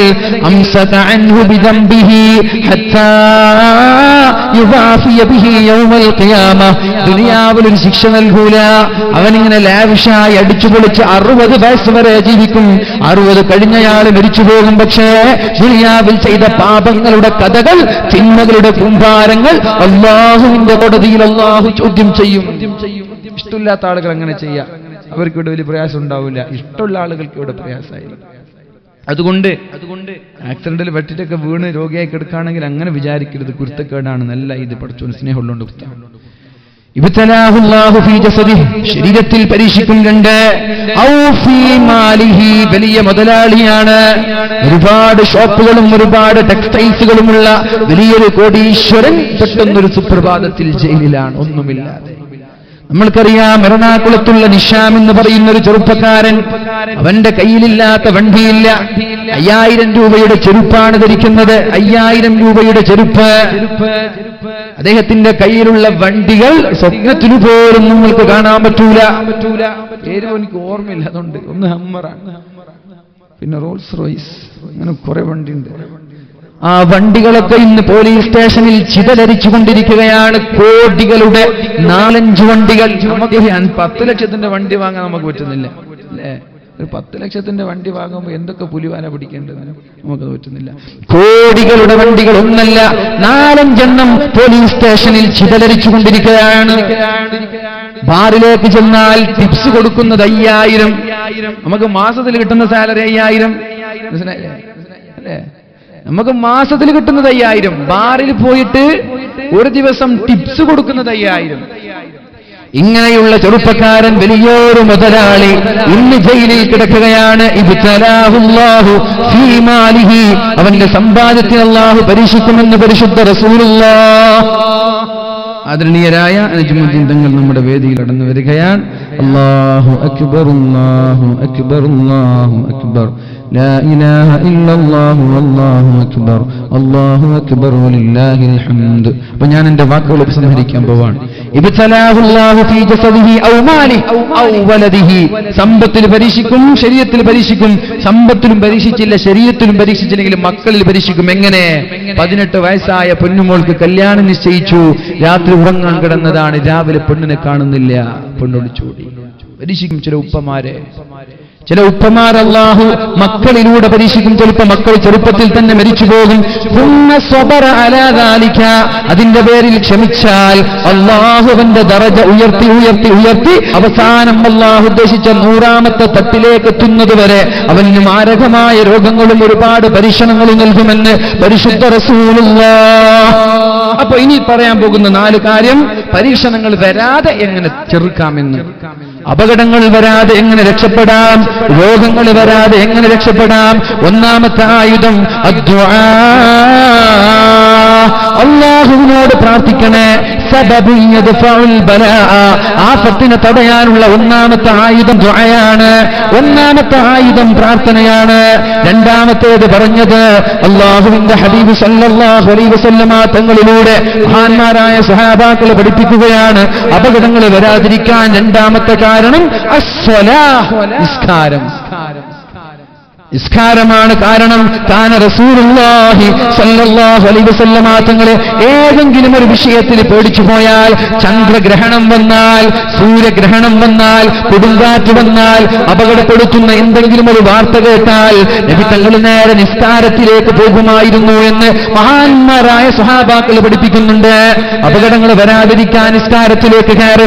ഇസ്തഈനൂ ബിസ്സബ്രി വസ്സലാഹ്, നിസ്കരിച്ചുകൊണ്ട് അല്ലാഹുവിനോട് സഹായം തേട് എന്ന് പരിശുദ്ധ ഖുർആൻ പഠിപ്പിക്കുന്നുണ്ടല്ലോ. മൂന്നാമത്തേത് വസ്സദഖതു, സ്വതക്ക നൽകണേ. അപകടങ്ങൾ വരാതിരിക്കാൻ സ്വതക്ക നൽകണേ. ദാവൂ മർളാകും ബിസ്സദഖ, രോഗം വന്ന് ചികിത്സിക്കുന്നതിനേക്കാളും നല്ലത് രോഗം വരാതെ സൂക്ഷിക്കലല്ലേ. മാരകമായ രോഗം വന്നിട്ട് ഭക്ഷണം കഴിക്കുന്നത് പോലെ ടാബ്ലറ്റുകളും ഗുളികകളും കഴിക്കുന്നതിന് പകരം നമ്മൾ രോഗം വരാതെ സൂക്ഷിക്കലാണ് ഉത്തമം. അതുകൊണ്ട് എന്തെങ്കിലും സ്വതക്കകൾ നൽകിയിട്ട്, 1000 നൽകിയിട്ട്, 10000 നൽകിയിട്ട്, 500 നൽകിയിട്ട്, രോഗം വന്നാൽ സ്വതക്ക നൽകി ചികിത്സിക്കണമെന്ന് പരിശുദ്ധ റസൂലുള്ളാഹ്. എന്റെ സുഹൃത്തായ നൗഷാദ് എന്ന് പറയുന്ന ബദിയടുക്കയിലെ നൗഷാദ് എന്ന് പറയുന്ന ചെറുപ്പക്കാരൻ, അവന്റെ ഉപ്പാക്ക് സുഖമില്ല, ദുആ ചെയ്യാൻ പറഞ്ഞിട്ടുണ്ട്. അല്ലാഹു ശിഫ നൽകട്ടെ. നല്ലൊരു ചെറുപ്പക്കാരനാണ്. ആ ചെറുപ്പക്കാരന്റെ പിതാവ് പരിചയമുള്ള ഒരാളാണ്. അല്ലാഹു ആ സഹോദരന് പൂർണ്ണമായി ശിഫ നൽകി ആരോഗ്യം നൽകി അല്ലാഹു അനുഗ്രഹിക്കട്ടെ. അപ്പൊ സ്വതക്ക വലിയൊരു ആയുധമാണ്. എന്തിന്? രോഗത്തിൽ നിന്നും അപകടങ്ങളിൽ നിന്നും രക്ഷപ്പെടാൻ. 4, തിലാവത്തുൽ ഖുർആൻ, പരിശുദ്ധമായ ഖുർആൻ ഓതുന്ന ആളുകൾക്ക് അപകടങ്ങൾ ഉണ്ടാവില്ല. വനുനസ്സിലു മിനൽ ഖുർആനി മാ ഹുവ ശിഫാഉൻ വറഹ്മ, ഖുർആനിൽ നിന്ന് ഞാൻ ഇറക്കിയത് ജനങ്ങൾക്ക് ശമനമാണ്. രോഗമുണ്ടോ ഖുർആൻ എടുത്തോത്, രോഗമുണ്ടോ ഖുർആൻ എടുത്തോത്. ആഴ്ചയിൽ ഒരു ഖത്തം തീർക്ക്, നിന്റെ രോഗം പമ്പ കൊടുക്കും. മിനിമം ഒരു ജുസ് എങ്കിലും ഒരു ദിവസത്തിൽ പാരായണം ചെയ്തിട്ട് ഒരു മാസത്തിൽ ഒരു ഖത്തമെങ്കിലും പാരായണം ചെയ്യണം. ഇത് പാരായണം ചെയ്യാതെ ഒരു ദിവസം നമ്മളിൽ നിന്ന് നഷ്ടപ്പെടുത്തരുത്. പ്രത്യേകമായി ശ്രദ്ധിക്കുക, പ്രത്യേകമായി ശ്രദ്ധിക്കുക. അല്ലാഹു തആല പരിശുദ്ധമായ ഖുർആനിൽ പറയുന്നുണ്ടല്ലോ, വഇദാ ഖറഅതൽ ഖുർആന ജഅൽനാ ബൈനക വബൈനൽ ലദീന ലാ യുഅ്മിനൂന ബിൽആഖിറതി ഹിജാബൻ മസ്തൂറാ. ഈ പരിശുദ്ധമായ ഖുർആൻ ഓതിയാൽ നിന്റെയും ശത്രുവിന്റെയും ഇടയിൽ അല്ലാഹു ഒരു ഹിഡൻ സ്ക്രീൻ ഇട്ട് തരും, ഒരു മറയിട്ട് തരും. നിന്നെ ആക്രമിക്കാൻ വന്നാൽ, നിന്നെ അടിക്കാൻ വന്നാൽ, നിനക്ക് സിഹിർ വെച്ചാൽ, നിനക്ക് കണ്ണേറ് വെച്ചാൽ, നിന്നെ അറ്റാക്ക് ചെയ്യാൻ വന്നാൽ, നിരന്തരമായി ഖുർആൻ ഓതുന്ന ആളാണെങ്കിൽ ഹിജാബൻ മസ്തൂറ, ഒരു ഹിഡൻ സ്ക്രീൻ നിന്റെയും നിന്റെ ശത്രുവിന്റെയും ഇടയിലിടും. അവൻ ആക്രമിക്കാൻ പറ്റൂല. അവന്റെ സിഹിർ വന്ന സ്പീഡിൽ പന്തെറിയുന്നത് പോലെ തിരിച്ചു പോകും. അതുകൊണ്ട് ഖുർആൻ തൗഫീഖ് ചെയ്യട്ടെ. وَنُنَزِّلُ مِنَ الْقُرْآنِ مَا هُوَ شِفَاءٌ വറഹ്മ. നമ്മൾക്ക് ശിഫയും അതുപോലെ കാരുണ്യവും ലഭിക്കുന്നത് ഖുർആൻ ഓതുമ്പോഴാണ്. 4 കാര്യം കൊണ്ട് അപകടങ്ങളെ ചെറുക്കുക. 1 ദുആ, 2 നിസ്കാരം, 3 സ്വതക്ക, 4 ഖുർആൻ. ഖുർആൻ ജീവിതത്തിൽ പതിവാക്കുക. മഹാനായ ബാഫക്കി തങ്ങളുടെ കാറിലുണ്ടായിരുന്നത് ടിഷ്യൂ പേപ്പർ ആയിരുന്നില്ല. നമ്മളെ വണ്ടിയിലാകെ കാണും ടിഷ്യൂവിന്റെ ബോക്സ് കാണും, പിന്നെ സ്പ്രേ കാണും, പിന്നെന്തും കാണൂല. ബാഫക്കി തങ്ങളുടെ വണ്ടിയിലുണ്ടായിരുന്നത് ഒരു കഫം പുടയും അതോടൊപ്പം ഒരു ഖുർആനുമായിരുന്നു. നമ്മൾക്ക് നേതൃത്വം നൽകി ലോകത്തോട് ഇവിടെ പറഞ്ഞു പോയ ഒരു മഹാനാണ്. രാഷ്ട്രീയ നേതാക്കളൊക്കെ ഉണ്ട്, ഒരുപാട് തിരക്കൊക്കെ ഉണ്ടാകും. എന്നാലും ഒരു ജുസ്ഉ ഖുർആൻ ജീവിതത്തിൽ ഓതാതെ, ഒരു ദിവസം ഓതാതെ നമ്മൾ ഇന്ന് ഇവിടെ പറയരുത്. അത് ഓതുമ്പോൾ ജീവിതത്തിലുണ്ടാകുന്ന മാറ്റം അത് വേറെ തന്നെയാണ്. അല്ലാഹു തൗഫീഖ് ചെയ്യട്ടെ.